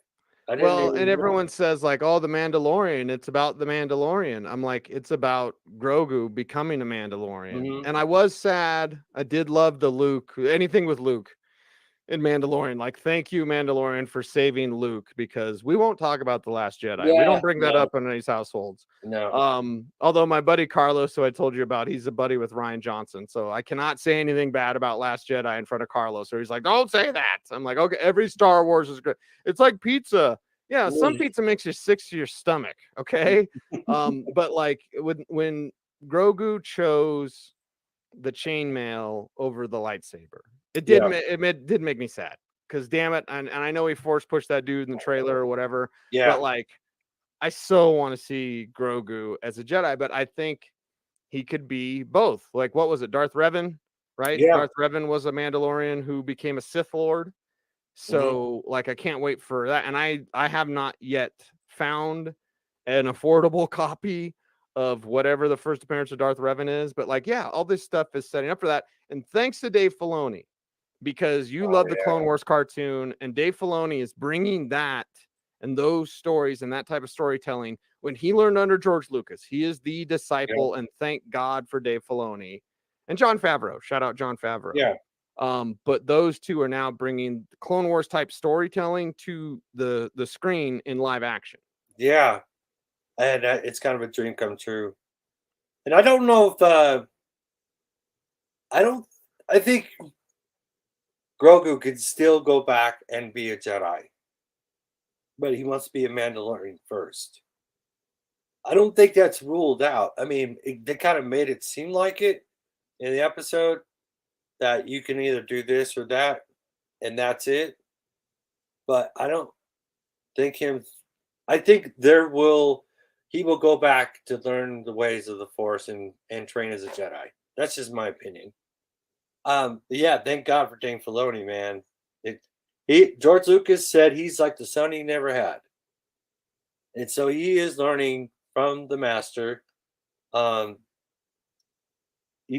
just like him explaining the Phantom Menace. You remember that from Disney Gallery Oh yeah. a couple of years ago? Yeah. I think I can safely say there's probably millions of people that are like, holy crap, I didn't even think of it like that. Just so enlightened. I'm happy with that they're bringing Ahsoka live action. You know, another character that I didn't like at first, like most people did. Yeah, well, that was from the Clone Wars movie, Yeah, and it Clone was Wars. just like what'd you call him, like Sky Guy and Yeah, all that. Sky And I was just Guy, like, he didn't, R2. he never had a Padawan. He never talked about it. Like, Yeah. and so there was a lot to get over, but Yeah. her arc once she became a fan favorite, and there is no doubt. And I love Rosario Dawson anyway, but like there is no doubt now, Ahsoka is like all of our favorites. If you're a Star Yeah. Wars fan, you're an Ahsoka fan. Yeah. Ashley Eckstein actually just met her, Rosario Dawson. They took a picture and she posted on Twitter that she was like saying, I would listen to Rebel Force Radio, and she was saying that Ashley Eckstein is that she was giving Rosario Dawson like some hints on how Ahsoka would be in this situation or that situation, how she would react, how her body posture would be, and stuff like that. I really like that Rosario Dawson is taking the role seriously and is listening, because I know that Ahsoka is a big character, man. You can't mess her up. No, not at all. And they have not done that. And to see her going after Grand Admiral Thrawn is going to be fantastic. And it's one of those things, you know, I'm not going to bring this up into an anti-Kathleen Kennedy video, but like when Kathleen Kennedy was like, we don't have a bunch of books to go off of, I'm like, you've got a ton. And it was about the time when I think the Game of Thrones guys were supposed to get the Star Wars trilogy. And, and she was like kind of not really taking shots at Game of Thrones, but just like, well, they got a bunch of books to go off of and we don't have any books. And I'm like, oh my God. Oh my God. Heir to the Empire, Dark Empire. Yeah. Like, yeah. Oh man. And now we're gonna see parts of that, you know, and I wouldn't mind to see, you know, clone Luke or something like that. And I think people now, That would be because cool. of Marvel, understand multiverses more. So the world between worlds. I so want to retcon the sequel trilogy. Well, please. if you, yeah, no kidding. If you look at the Ahsoka logo, it's in the same font as World Between Worlds. That's where she's headed. I hope so. And retcon the freaking sequels. It would be great. Or just leave The Force Awakens as a standalone. Nothing happened. Are you okay? And I kept you longer than I said I would, so I apologize. But No, like, as we wrap up this interview, and I appreciate you jumping on here, are you okay with no movies? Because it seems like they're still kind of slow playing on the movie thing. Like, we're Star Wars fans, and Star Wars means movies. And I always used to make fun of Star Trek fans because I was like, you got to be the next generation, whatever. But Deep Space Nine, like a 6 of 9 or whatever. Like, and I know it's 7 of 9, but I always call it 6 of 9. But anyway, I was just like, you guys got a bunch of TV shows, and the movies suck. And now I'm like, oh, this is what it's like. No, do you want a movie again? Like, I'm kind of nervous about the next Star Wars movie. I am nervous about it, but I do want it.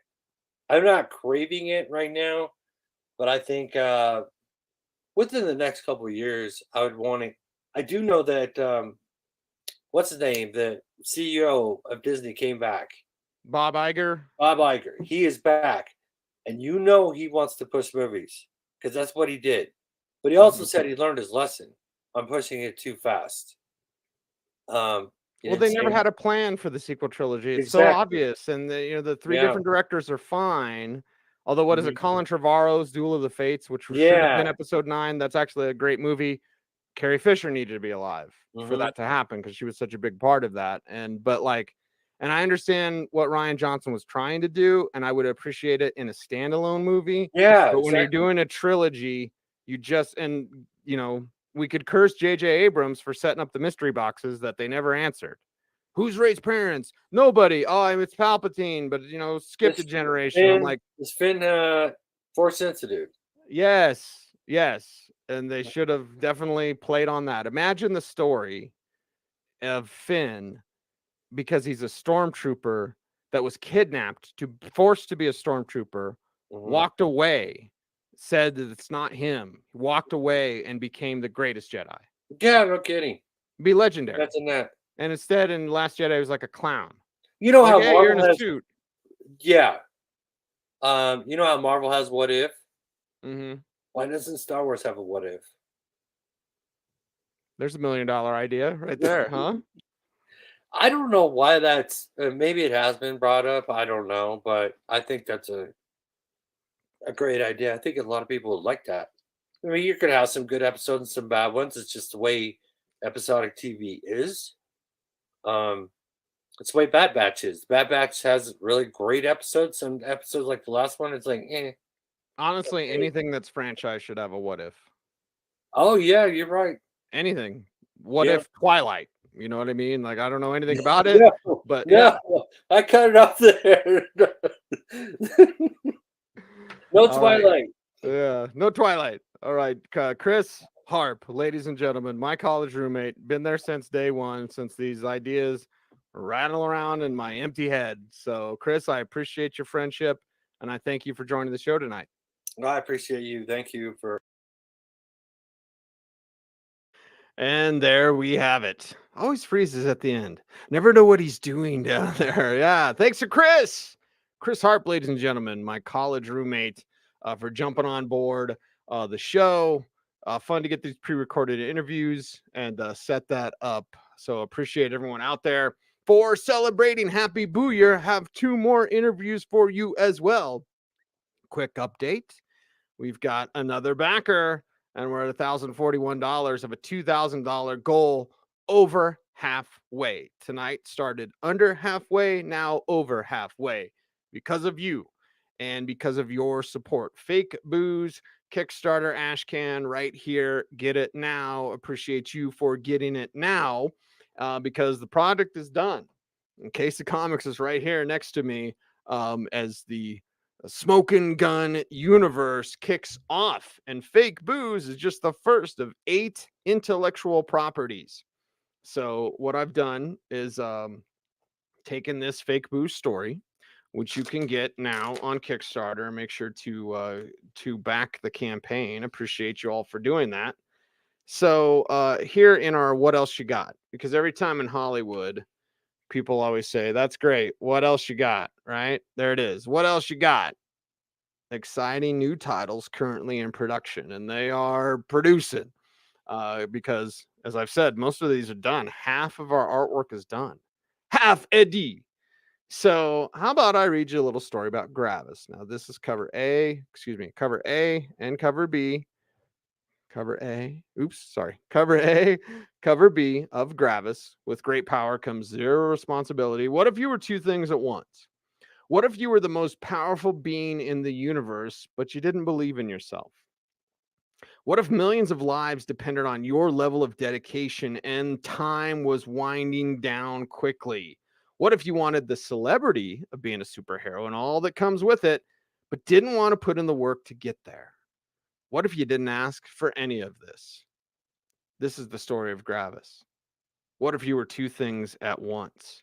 What if you were a small town American teenager who held the fate of the world in his hands? What if you were supposed to save the world, but you only had interest in finding a date for homecoming? That's who Gravis is. He's an irresponsible and unlucky in love teenager who just found out he's the most powerful being in the universe, and you think you have problems. All the while, his demented and demigod father has sent a monster across the galaxy to kill him. Again, you think you have problems? That's the story of Gravis. So, again, Smokin Gun Comics. This is how you back the company. This is how you back these projects. This is how these projects get to you. Because the Gravis artwork we're on, I got a daily from Zach Skellington Conley. Thank you, Zach. I got a daily from Zach on page 8. It will be a 10-page Ashcan, because I like creative people being creative. So when Ty Henderson did the artwork on Fake Booze, I wrote the script and I said, here's what the characters look like. Here's what they say. Here's the camera angles. Draw it the way you see it. And so when I gave Gravis the project to Zach Skellington Conley, it was initially 6 pages. And he's like, I need to like flesh this out, make it 10. I was like, okay, yeah. go. Like, yes, please. So Gravis, when that hits, which is in April, and the artwork's already almost done. You know, we're on page 8, and then we got 9 and 10, so it's basically 3 pages left to do. So you have Fake Booze January, Happy Boo Year, everybody. February, Sue Immortal, already done. Sue Immortal, right here, cover A. Mike Lorenzo, I showed you that watercolor. Cover B, Ty Henderson. Sue Immortal. Great logos, by the way, from Jeff Hazley, my buddy that works for Fanatics. So shout out, Jeff. There's nothing left for me. That's Sue Immortal. He's Suicide and Immortal. That comes out in February. March is Death Support. April's Gravis. May is Gun Disciplined. June is Ghost Gun. July is The Familiars. And August is Terminally Kill. 8 IPs, baby. All thanks to you. All thanks to your support of Smokin' Gun Comics. And start now. Get that support now. Back us now on Kickstarter with Fake Booze, our Kickstarter ash can. Again, boom, right there. Just cracked the case for you tonight, right here on this show. 2 more interviews to go. Appreciate everyone for watching as we're 2.5 hours in now. So let's get to our next interview. And how about this? Our next interview will be with Smurf. I'll explain. But Daniel Sharner from 5280 Geek, one of the good guys out there in this industry. My interview with Smurf is right now.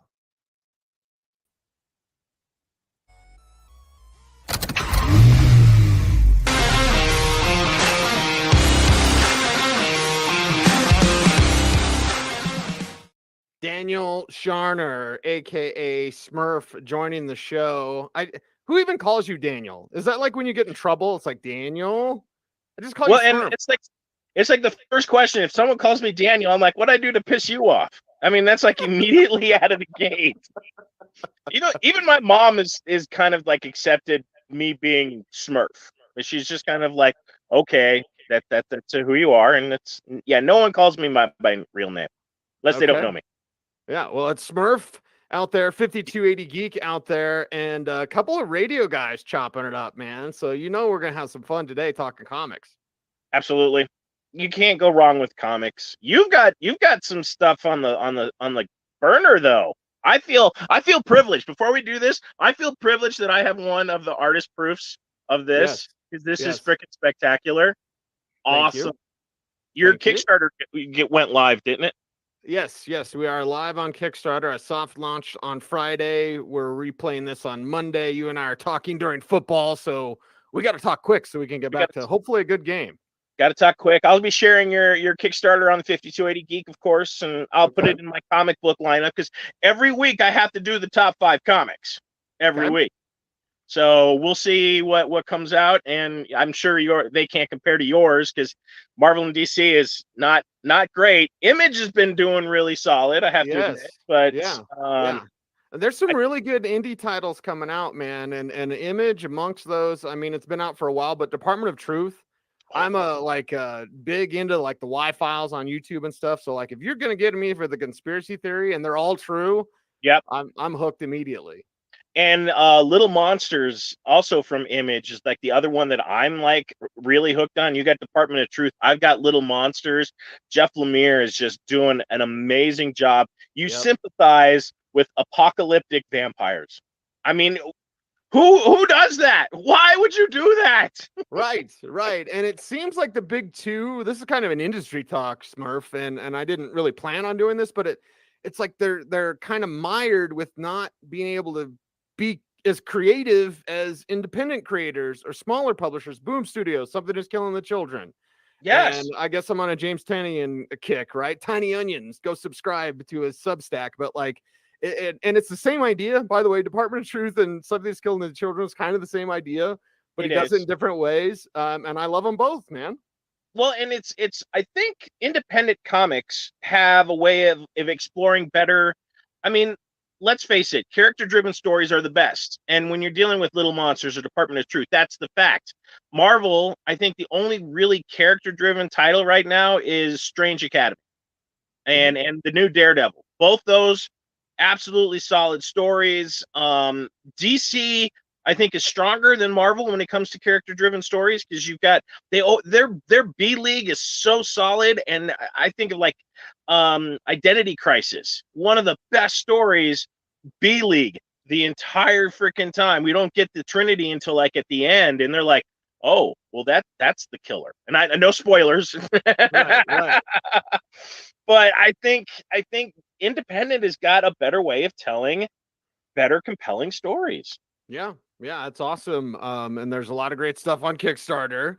Yeah. Included in that. So everyone check it out. But before we get into 5280 Geek and the production therein, I just want to know, Smurf, like, what hooked you on comics? Because we're comic guys, and comic guys are just different. Like when I was nerding out, I got the Tick #1 from you at a show, and I was just like, and you were kind of waiting. And there's kind of like litmus tests that you can use for comic fans. Like, I'm a Marvel fan, but I mean, if you see something like the Tick, you know, Grim Jack for me, one of my favorite all-time comic books from First back in the 80s. Right. Like you can tell. So I just kind of want to know, getting ahead of Smurf here, like, what made you fall in love with comic books? So middle of nowhere, Wisconsin, dime store, you know, the squeaky rack. Yeah. You know, and you go in there. My first comic, DC, was Green Lantern, and then later got into Spidey.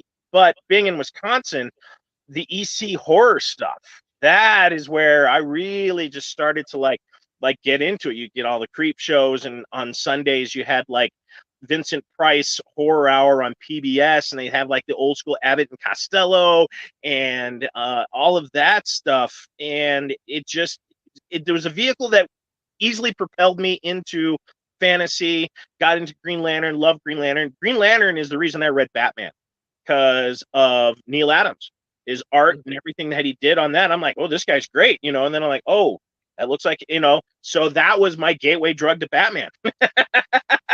Right. But Which would be the opposite for a lot of people. It'd be like, I found out about Green Lantern because of Batman.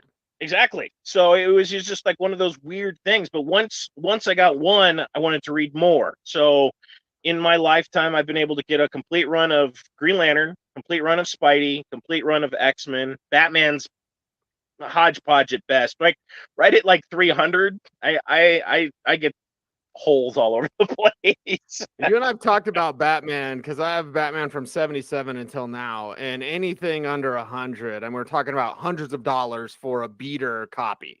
Yeah, $100 to go into a box. No, I can't do it. I can't justify it unless it's a key.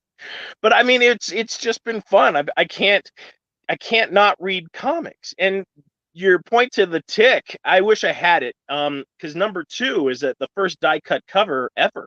Yes. And it's like one of the harder Tick issues to find. And it's a magazine size, and nobody gets it. Everyone thinks of the Fox spoon. Go get him, little wooden boy. But I mean, there's so much more to the Tick that Bill put into those comics that never showed up in the cartoon.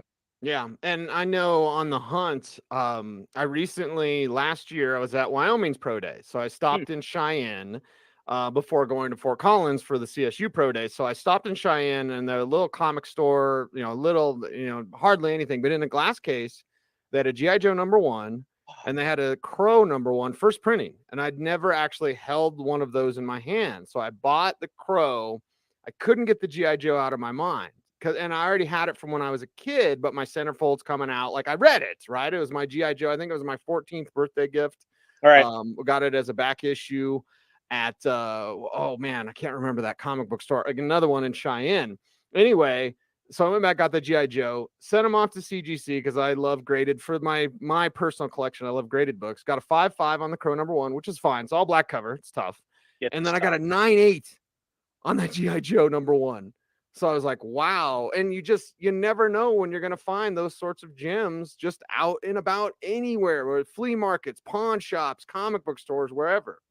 I found my most unique find in that regard, in the middle of nowhere shop you didn't expect, was a Cerebus #1. Ooh.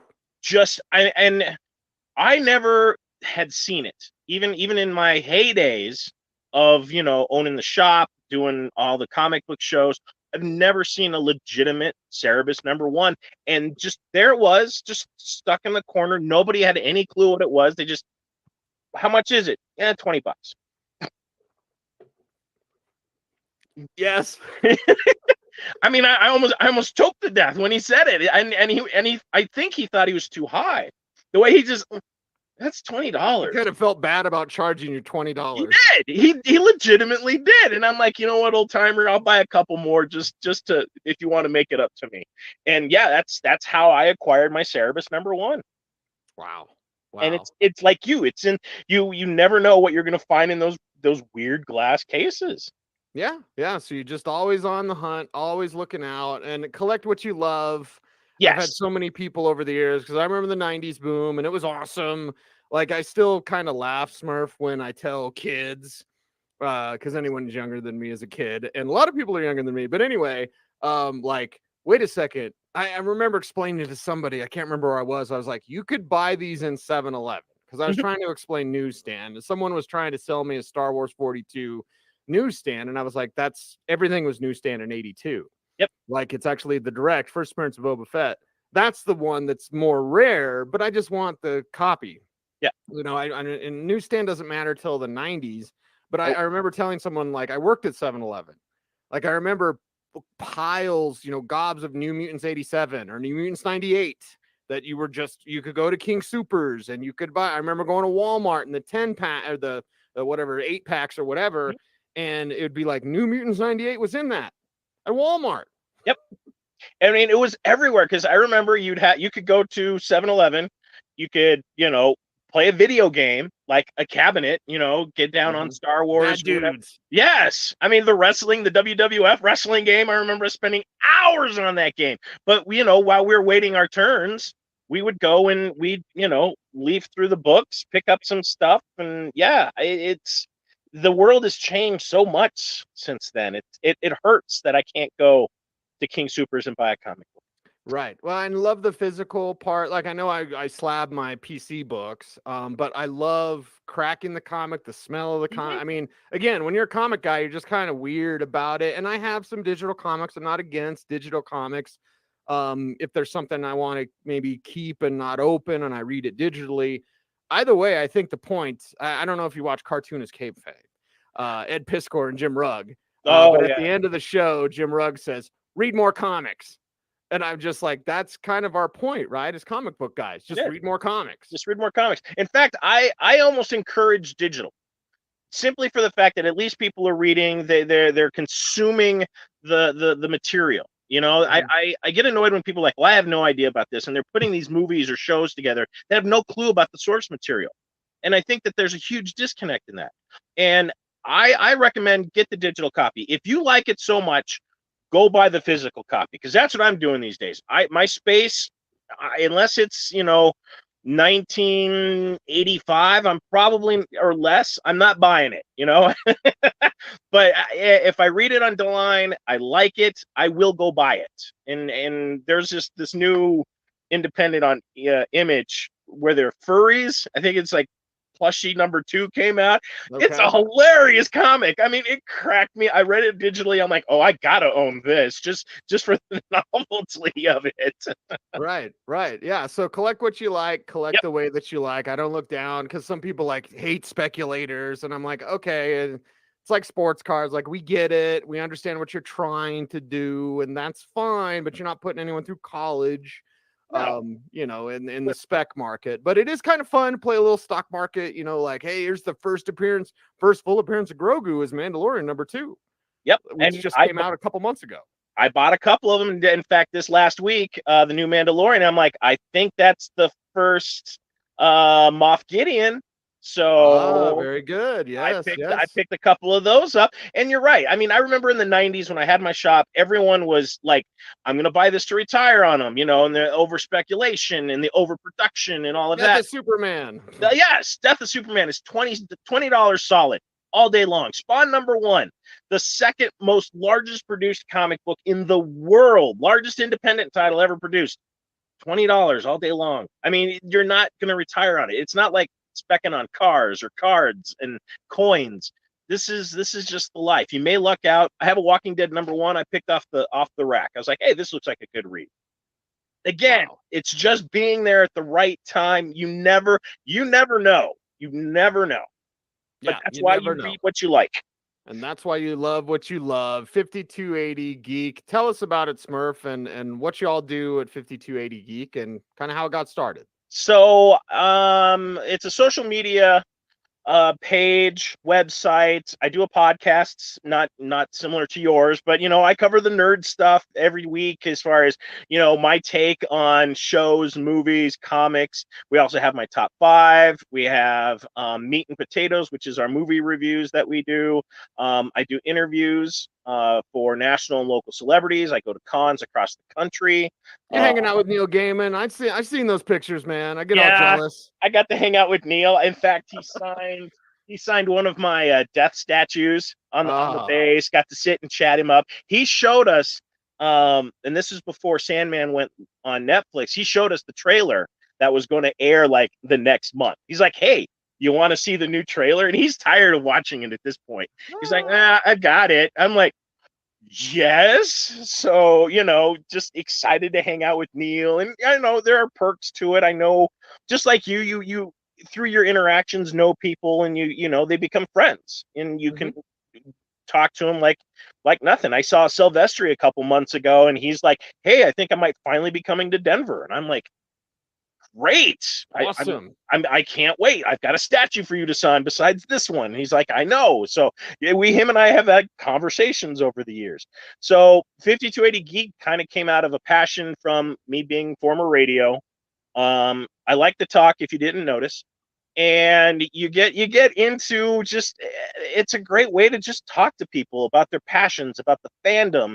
And we geek out about everything. It just kind of depends. We've done cooking arrangements and shows.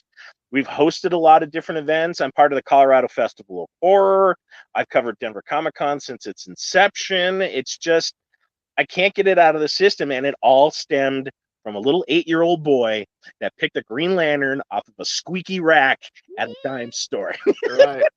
The squeaky spinner. It gives me chills just hearing one of those things. And I think it's funny because in our comic groups that you and I are part of, they trade those things. I mean, they're like, they're expensive, dude. They are. They're sought after. And I'm like, you got to be kidding me. I wouldn't store my comics in that. They all hang over like that. Exactly. Tore those spines up. Oh yeah, there goes my ASM 361. Anyway, there goes Smurf. And I've said this. I'll make sure to say it on air for everybody as well. But I've told you this, it. But like, your friendship means so much to me. It goes beyond just the help with the comic books, and just like throwing ideas and like, here, you've got that printer's proof copy of Fake Booze. Not many people have that, and I look to you as that resource, but it's really your friendship and the fact that we connect on the radio thing, we connect on sports, we connect on comic books. Like, your friendship means so much to me. So I appreciate you for joining tonight as we have our Happy Boo Year celebration and the hard launch of Fake Booze on Kickstarter. Likewise, Cecil, you're an amazing individual, and I feel honored and privileged to call you a friend. And anytime, anywhere, any page to turn for you, brother, I will be there. There we go. Smurf 5280 Geek on the program. One more interview for you left tonight as we're approaching that 3-hour mark. I do want to share with you that we are over halfway funded for Fake Booze Kickstarter Ashcan. Get your copy now. And if you look in the live chat, the link is there to Kickstarter. It's Fake Booze. What would you do for your best friend? Before we play our next interview with Mike Murray, I want to show you this. This is The Familiars. This is my animated feature. It is basically Fox and the Hound meets Harry Potter. So let me read you a little bit about The Familiars. The Familiars is a story about being yourself, no matter what anybody says. Set in the time of the Salem witch trials, this story is about a young dog named Zizi, who feels more at home with the cats. While dogs are pets of the Inquisitors, cats are pets of the witches who are hunted by the government. Zizi is a small pug who has befriended a cat named Katana, much to the chagrin of his father, Buck. Pugs are not good hunters, and Buck has spent his life trying to impress Sarge, a German Shepherd and the greatest hunter of the Inquisitors. ZZ is an embarrassment to his family because of his because of his desire to play with the cats. Betraying his father, ZZ runs away and discovers himself a new way of life while also learning the sinister plan of the government and what they have in mind for ruling the land. ZZ fights to find peace between the old way of life and his new friends who have embraced him like family. It's the Familiars, man. Be yourself. No matter how you look, no matter what people think you look like, just be yourself. I have that feeling, and there's the smoking gun again. Which, by the way, the smoking gun doesn't run anymore because people have asked me, like, does it still run? I've had smoking guns since I was 16. I'm like, no. So I talked to my dad before Christmas. Shout out, Dad. And he's like, what if we got it running? I was like, let me launch my comic book company first, and then I'll see if I can sink thousands of dollars into getting an old truck running. I have a list, and that's a little bit further down. But either way, launching this comic book company is a joy. But the Familiars, it's a story, and again, all of the stories have a large piece of me in them. And with the Familiars, I will say, as someone who's Chicano, like I'm half Mexican, I'm half white. And in Selena, when Edgerden almost says, like, we're not Mexican enough for our Mexican family, we're not white enough for our white family. Like, that's how I felt when I was growing up, and just kind of the division you feel because, you know, I get insulted when people say, you don't look Mexican. Well, what does that mean? Or you don't look white. I'm like, well, what does that mean? Like, so ZZ, who was my dog, ZZ is my mom's dog. And ZZ and when you grow up in the country, you got to have cow dogs, right? And ZZ pugs are not cow dogs at all. But ZZ could run with the big dogs. Now, most people think of pugs, and I think pugs are awesome. Pugs are just fat and slobby and can't breathe, and their face is smashed, right? Everyone thinks of pugs like that. ZZ was like buff. He was like buff. But he also lived with the cats because the dogs who lived in the barn weren't exactly cool with him, right? Because he's just this little tiny little buff, like, and thought he was all that, and he could run with them. And I think that made him mad too. So the dogs didn't like him. So he'd sleep with the cats, and he'd wash himself like a cat. He was a cat. He looked like a dog, but he was a cat. And his behaviors were very feline. He was a cat, and he saw himself as a cat. And the dogs didn't like him, but he could do everything that they did. And I remember when you'd be in the alfalfa fields, and alfalfa gets, 3 feet high or whatever. And ZZ's just tiny, but again, he's buff. He's not fat. And you'd see the dogs running. And so you could see the alfalfa move, right? If you're riding on Swather or whatever. Well, because ZZ couldn't see, because the alfalfa's like 3 feet high, and the dogs are, pretty tall, so they're near the top. They can't see above it either. But like they're moving, they're running. You see the alfalfa moving, and ZZ's head would pop up like a submarine, right? So he's like run along. You see the alfalfa move, and then ZZ'd like pop up. He'd look, and he'd drop back down, and he'd run, and he'd jump up. He'd look, and then he'd pop back down. So I decided to write this story. And again, a very personal story, because you look one way and you're not, or you look one way and you're not. Like, people just think, like, based on your appearance. I remember when I had long hair. I should bring up a picture of that. But when I had, my hair was like down to here, and I had shaved on the sides and the back, but my top of my head, it was all long. It was down to here, and I kept it in a ponytail, whatever. Rode motorcycle, it'd get all ratty. Like, don't ride your motorcycle with your hair in a ponytail, because then you can't comb it out. But anyway, I remember all the time people would come into 7-Eleven where I worked, and they'd be like, I remember when I was 18, again, I'm never claiming to be the smartest person, but I was 18, and this dude came in, he's like, hey man, and you're right, you look a certain way. I probably had a Metallica t-shirt on or something, right? So he's like, hey man, you got any zigzags? And I was like, I had no idea what zigzags were. So I was like, I got Tic Tacs. And he's like, no, like rolling papers. And I was like, we have toilet paper. He's like, no. I got all mad. Like, I thought stoners, you were supposed to be like laid back, man. Come on, man. So anyway, so it's like when I had long hair, and people were like, hey hey, stoner. And I'm like, I don't smoke weed. Like, again, I'm not judgy. Like, I'm from Colorado, for the love of God. Like, do your thing, man. Just don't hurt anybody. That's my main rule in life. So, but I get it. Like, when you look a certain way, but that's not who you are, right? I wanted long hair because I thought long hair was cool. I'm a heavy metal guy, right? But people see the long hair and they immediately assume, like, oh, that kid's a druggie. You know, they didn't know that I could rope or ride a horse. You know, like, they didn't know. Like, now, still to this day, because I'm on sports radio 104.3 The Fan. Once in a while, most people know me. I've been on the air 20 years. And this year is 20 years, by the way.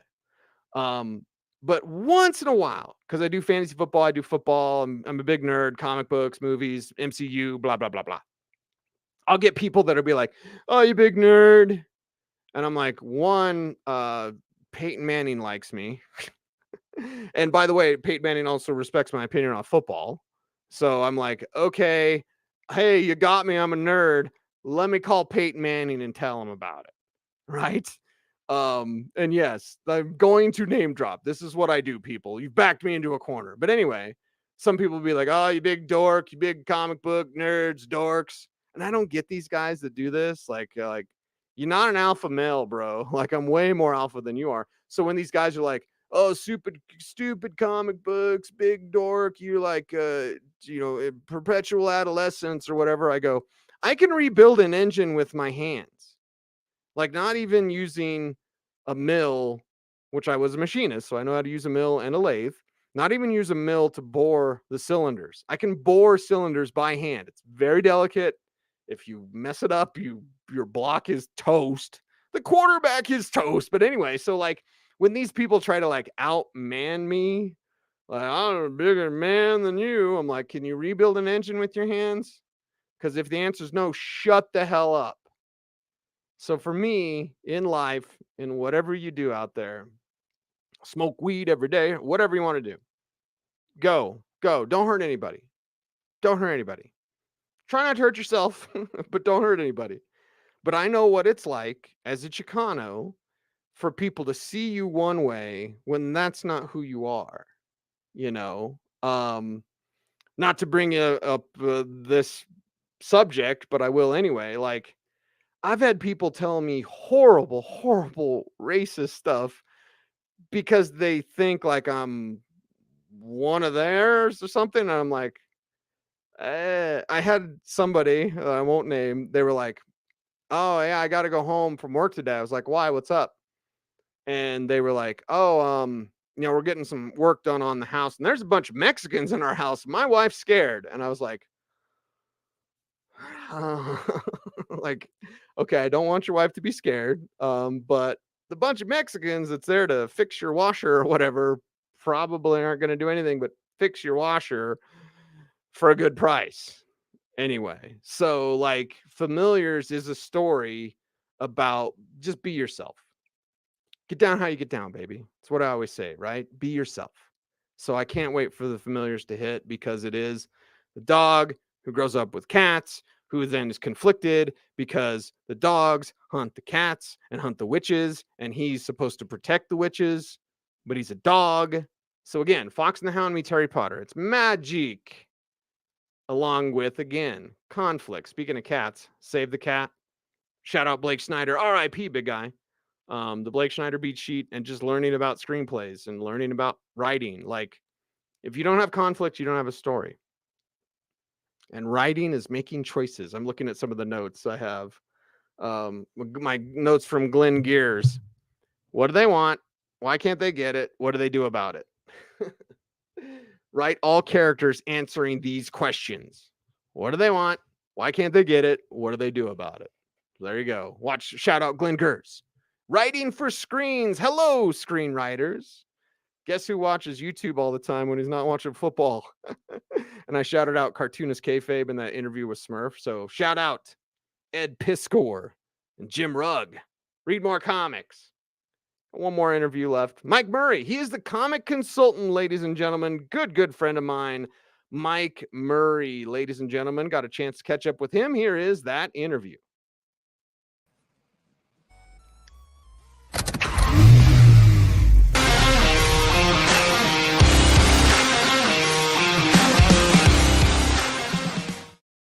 Every time I play that, I think I should turn the music down, but if it's too loud, you are too old. Mike Murray, the comic consultant. Mike, welcome to the show, man. Thanks for coming on to talk some comics with me. Yeah, of course. Happy to do it. You know, I'll do this all day long, any day. Yeah. We can nerd out and talk about comics until the late hours of the morning, as we've sometimes done at like Old Chicago or whatever. But let's talk about why you love this medium of comic books, because it is very different. And I understand today, because of the Avengers or whatever, there's a lot of movie fans that like, I like Marvel. Well, okay. Do you remember the Epic Universe? I mean, they have no idea, right? Like, so comic books is just different. When you run into a comic book fan, it's like we're connected, right? We can chop it up about so many things. But I just want to know why you fell in love with comic books from back in the day. And, you know, I actually, I had a buddy who, from junior high that I knew that, he would tell me the plot lines of different comics that he had been reading. And the one specifically that I remember was Secret Wars. And he was telling me like what Secret Wars was and like what happened, and like the storyline. I was like, wow, that's so cool. I can't, you know, like I knew superheroes growing up. I'd watched cartoons. I'd seen all that stuff, but like I'd never gotten into the comics. And then I saw Secret Wars #4, which is, you know, the Hulk holding up a mountain and all the heroes are down there. And I was just like, oh my gosh, that's like the baddest thing ever. So I bought it, and I bought all those issues, and then I kind of was off and running. And my first book that I was really into was the Avengers. And it was the same kind of thing as when I saw Secret Wars. I was kind of, for me, it was always just like a value for your dollar thing, right? Like, Right. You get the Avengers is like a whole bunch of superheroes in one book. It's like, you know, like Iron Man was cool, Thor was cool, but it was just that one guy, you know, on their adventures. The Avengers was like, it was all of them. They were all together, and they were all, you know, and they all fought these, you know, galactic level threats. And so that was the book that I really started getting into, especially when I saw a copy of Avengers #2 at a comic store back in like 1985, I think. And I just thought it was the coolest thing I'd ever seen. The retro look of the lettering and the old style superheroes. I mean, like Iron Man was in his old trash can, gold trash. I was like, oh my gosh, Iron Man used to look like that. That's crazy. So that kind of set me off on not just reading Avengers, but then collecting the Avengers. So I was like, I'm going to get them all. So I started on that. And then I eventually did get all of volume 1, 2, and 3. And yeah, man, the Avengers is always my book. I've read every single one of those issues from volume 1, 2, and 3. I haven't been able to keep up with it recently, but I can. At one point, if you gave me a number from 1 to 300, I could have told you what was on the corresponding cover to the Avengers. Nice.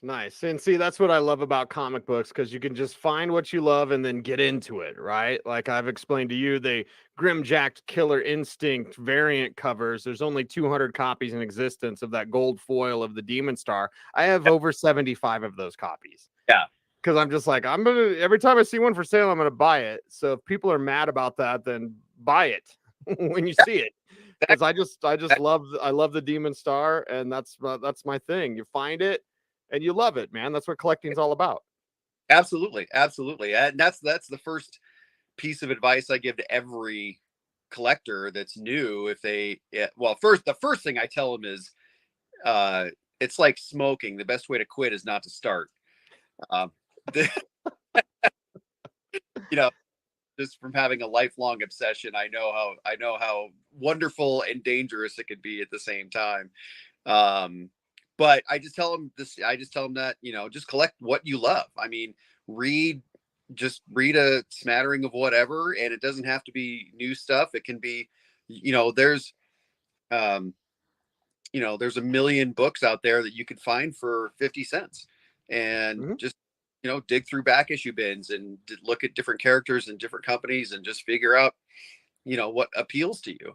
And just read that, I mean, I've seen posts from guys on Facebook that are like, oh, I'm new to, I've been collecting for a while, but I'm going to start trying to flip comics and I want to know what the variants are that I should get and blah, blah, blah. I'm like, man, just don't.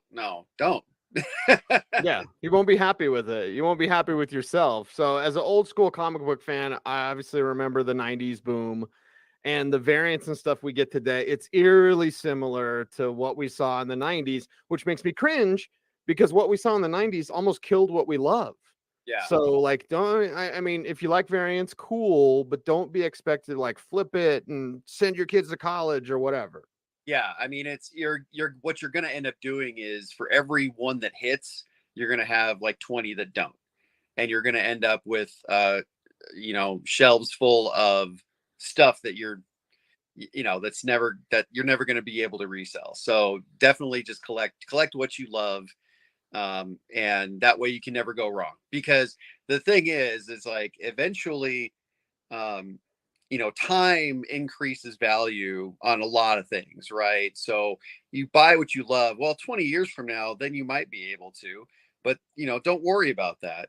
Just the medium itself and the characters.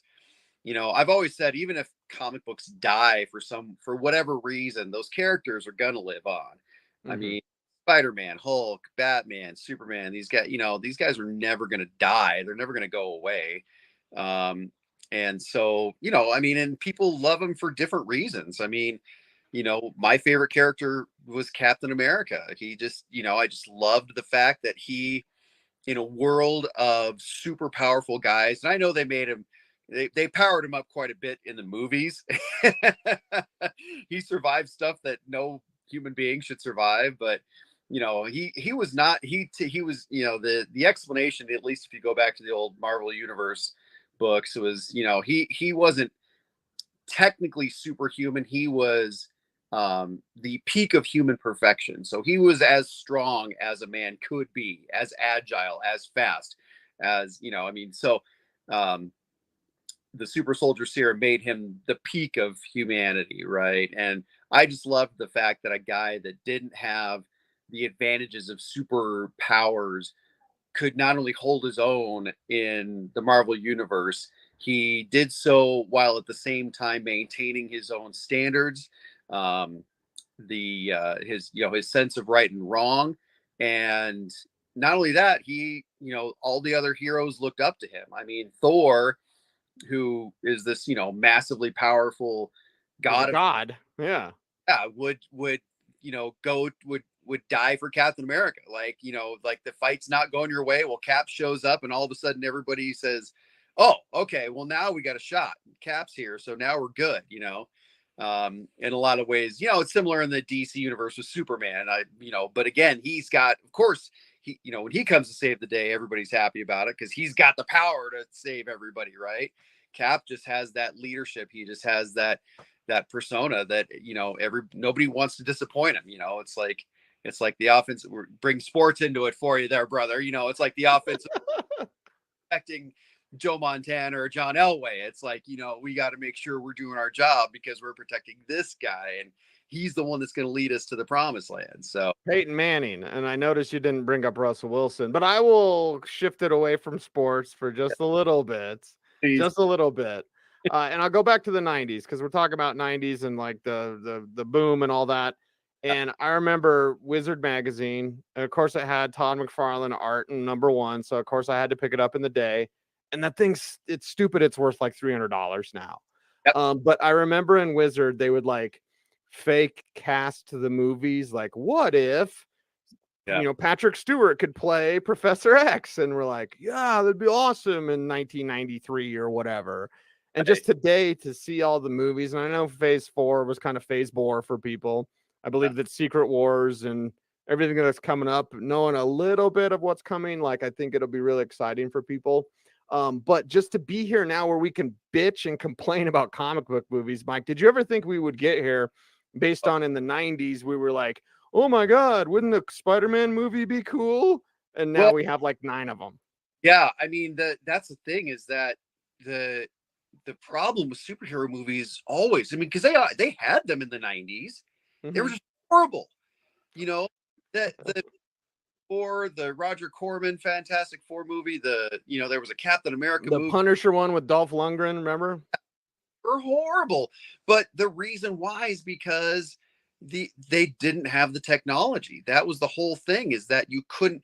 I mean, even like Batman and Superman movies from the 80s, they were great. And the special effects for the time, they did as good of a job as they could with what they had. Batman was, I think, a little easier to do because he doesn't have, superpowers, right? He's, the hardest thing is coming up with the devices and the things to help him swing and whatever. But, so you can do that with those movies, but the overall effects weren't to that point. And then, when CGI really started coming around, and then they came out with the X-Men movies and Spider-Man, the Spider-Man movie, the first one, I remember thinking, wow, they finally can do it. Like, they can finally make Spider-Man look like Spider-Man, and not right. TV show that I grew up with where he's shooting ropes, and he's not really shooting them. They're just kind of throwing a rope, and they got a net made out of rope, and they're but I was like, wow, they can really do it. And I tell you, when at the end of Iron Man, see, I went to go see Iron Man with my wife, and she thought it was really good. And that's how I knew they were really on to something, because she has no interest in comics or superheroes or anything like that. She just thought it was a really good movie just because it was just a really good movie, no matter what your interests are, your background is. And at the end of that, when Samuel L. Jackson comes on and starts talking about the Avengers Initiative, I lost it. I just lost it, dude. I couldn't believe it. I was like, and then fast forward 4 years, and I'm waiting in line at the theater to see the midnight release of the Avengers. Should have never been there. I had to be to work. I had to get up for work the next morning at 5 o'clock, and it's midnight. And I'm like, I just couldn't help myself. I'm like, I have to. That's my, that was my book growing up. And then at the end of that movie, they show Thanos, and I completely lost it again. I was just like, you gotta be kidding me. This is the best thing ever.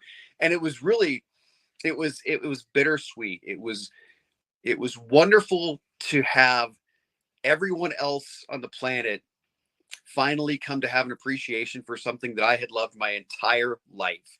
And I never really talk about it with certain people, comic guys. I always could talk about anything, but of course, outside of that, family, other friends, I'd try and talk about the Avengers or comics, and oh my gosh, you nerd, don't even, get out of here. So, and then to have, and just the fact that they did it so well, because DC had always kicked Marvel's butt with the movies. Superman and Batman were the kings of superhero movies. And has that completely flipped, where they've just done so well. All those movies are so good, and I would say all of them, but I mean, you take the whole body of work, and I would say overall it's been excellent. And just to have the Avengers be something that is now known around the world, it's like I said, it's good and bad. Like, I love having everybody else know that. But there's a little piece of me that kind of misses those days where I was in on something cool, right? That was just kind of us, right? And now it's out there, and so that's good. And I'm glad other people can experience that in a different way. But it is it shouldn't be, but it's frustrating when people tell me about the Avengers. Right. I'm a big Avengers fan. I really like Tony Stark, Robert Downey Jr., and you're just like, oh my God. Did you know that Iron Man made the Vision? Really? Really? No, I didn't know that. Oh, are you talking about the movies? Okay. Because that's not how it happened in the comic books. What? Really? Yeah. No. Who made him in the comic book? Henry Pym. That old dude? Michael Douglas made made Ultron, who made the Vision. Sorry. I'm even backwards on it. I'm like, yes, Henry Pym is the Vision's grandfather, because he made Ultron. wait, I thought Tony Stark made Ultron. No, Tony Stark didn't make Ultron or the Vision. Tony Stark didn't have anything to do with any of it, you know. So it's And I don't dig when people are like, I don't know where to start. Oh my God. And that's why like all these reboots and stuff, if I can complain about comic books for a little bit, like new Rebirth, new 52, Rebirth, whatever, like new Marvel Now, like just jump in, man. If you're one of those, I don't know where to start. Start now and then go read Wikipedia. I never understood the reboots where you start everything over at issue 1 again. The reasoning that I'd heard was that they thought that it was too intimidating for people to pick up issue 427 of a book, because they were like, oh well, I'll never be able to get, you know, I'll never be able to figure out what's going on because this is issue 400, and you know.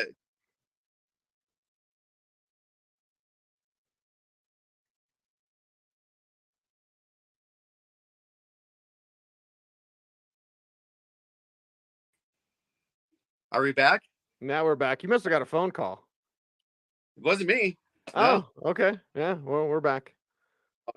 Anyway, you know, they were like, well, people will never be able to figure out what's going on after issue 400 and whatever.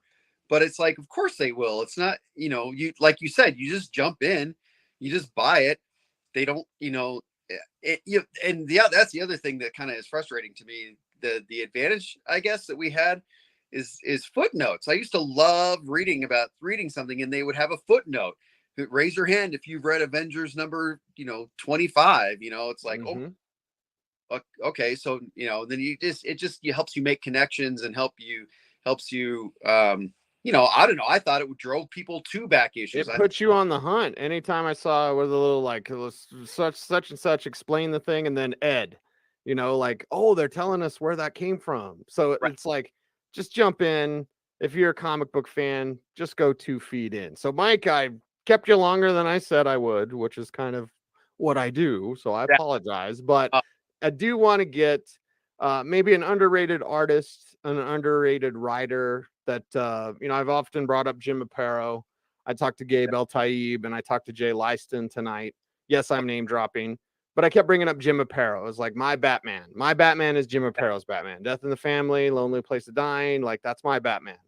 But I would bring up like a Ron Lim. We were talking a lot about, you know, the Avengers, and I'm thinking Silver Surfer and Thanos, and his run on Silver Surfer is just epic. So underrated artist, underrated creator that you'd want to shout out tonight as we celebrate the launch of Fake Booze. Oh, wow. I don't know that any of the artists that I I mean, the stuff that I grew up with, none of those guys are underrated. I mean, you know, Byrne and George Perez were my two favorite artists growing up. Neither of those guys are underrated at all. No, not at all. I mean, that's, you know, and Kirby, I mean, you know, how can you not like, you know, Jack Kirby? I mean, like just look at that cover. I mean, that's like I just love Kirby stuff. And I've gotten a much deeper appreciation for Kirby as the years have gone by. I think one of my favorite modern artists is David Finch. I think this stuff that the run that he had on Avengers when they were doing Avengers Disassembled in the 500s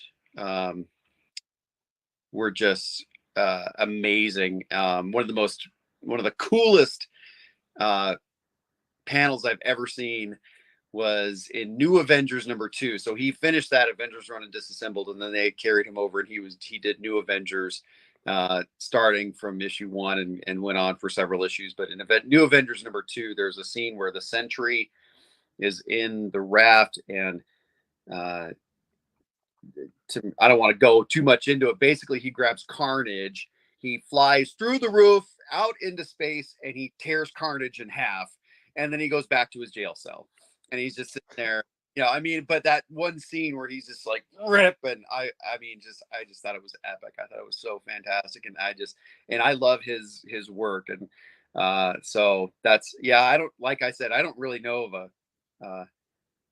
an artist that I could like. They're all the artists I like are the big guys. I don't really have an underappreciated artist that I can give you right now. Well, and Finch has a great YouTube channel. I don't know if you watch it, but he does like draw alongs where you can watch him draw. It's fantastic. Okay, nice. Yeah. Before we're out of here, tell us about the Comic Consultant, because every Tuesday I try to tune in.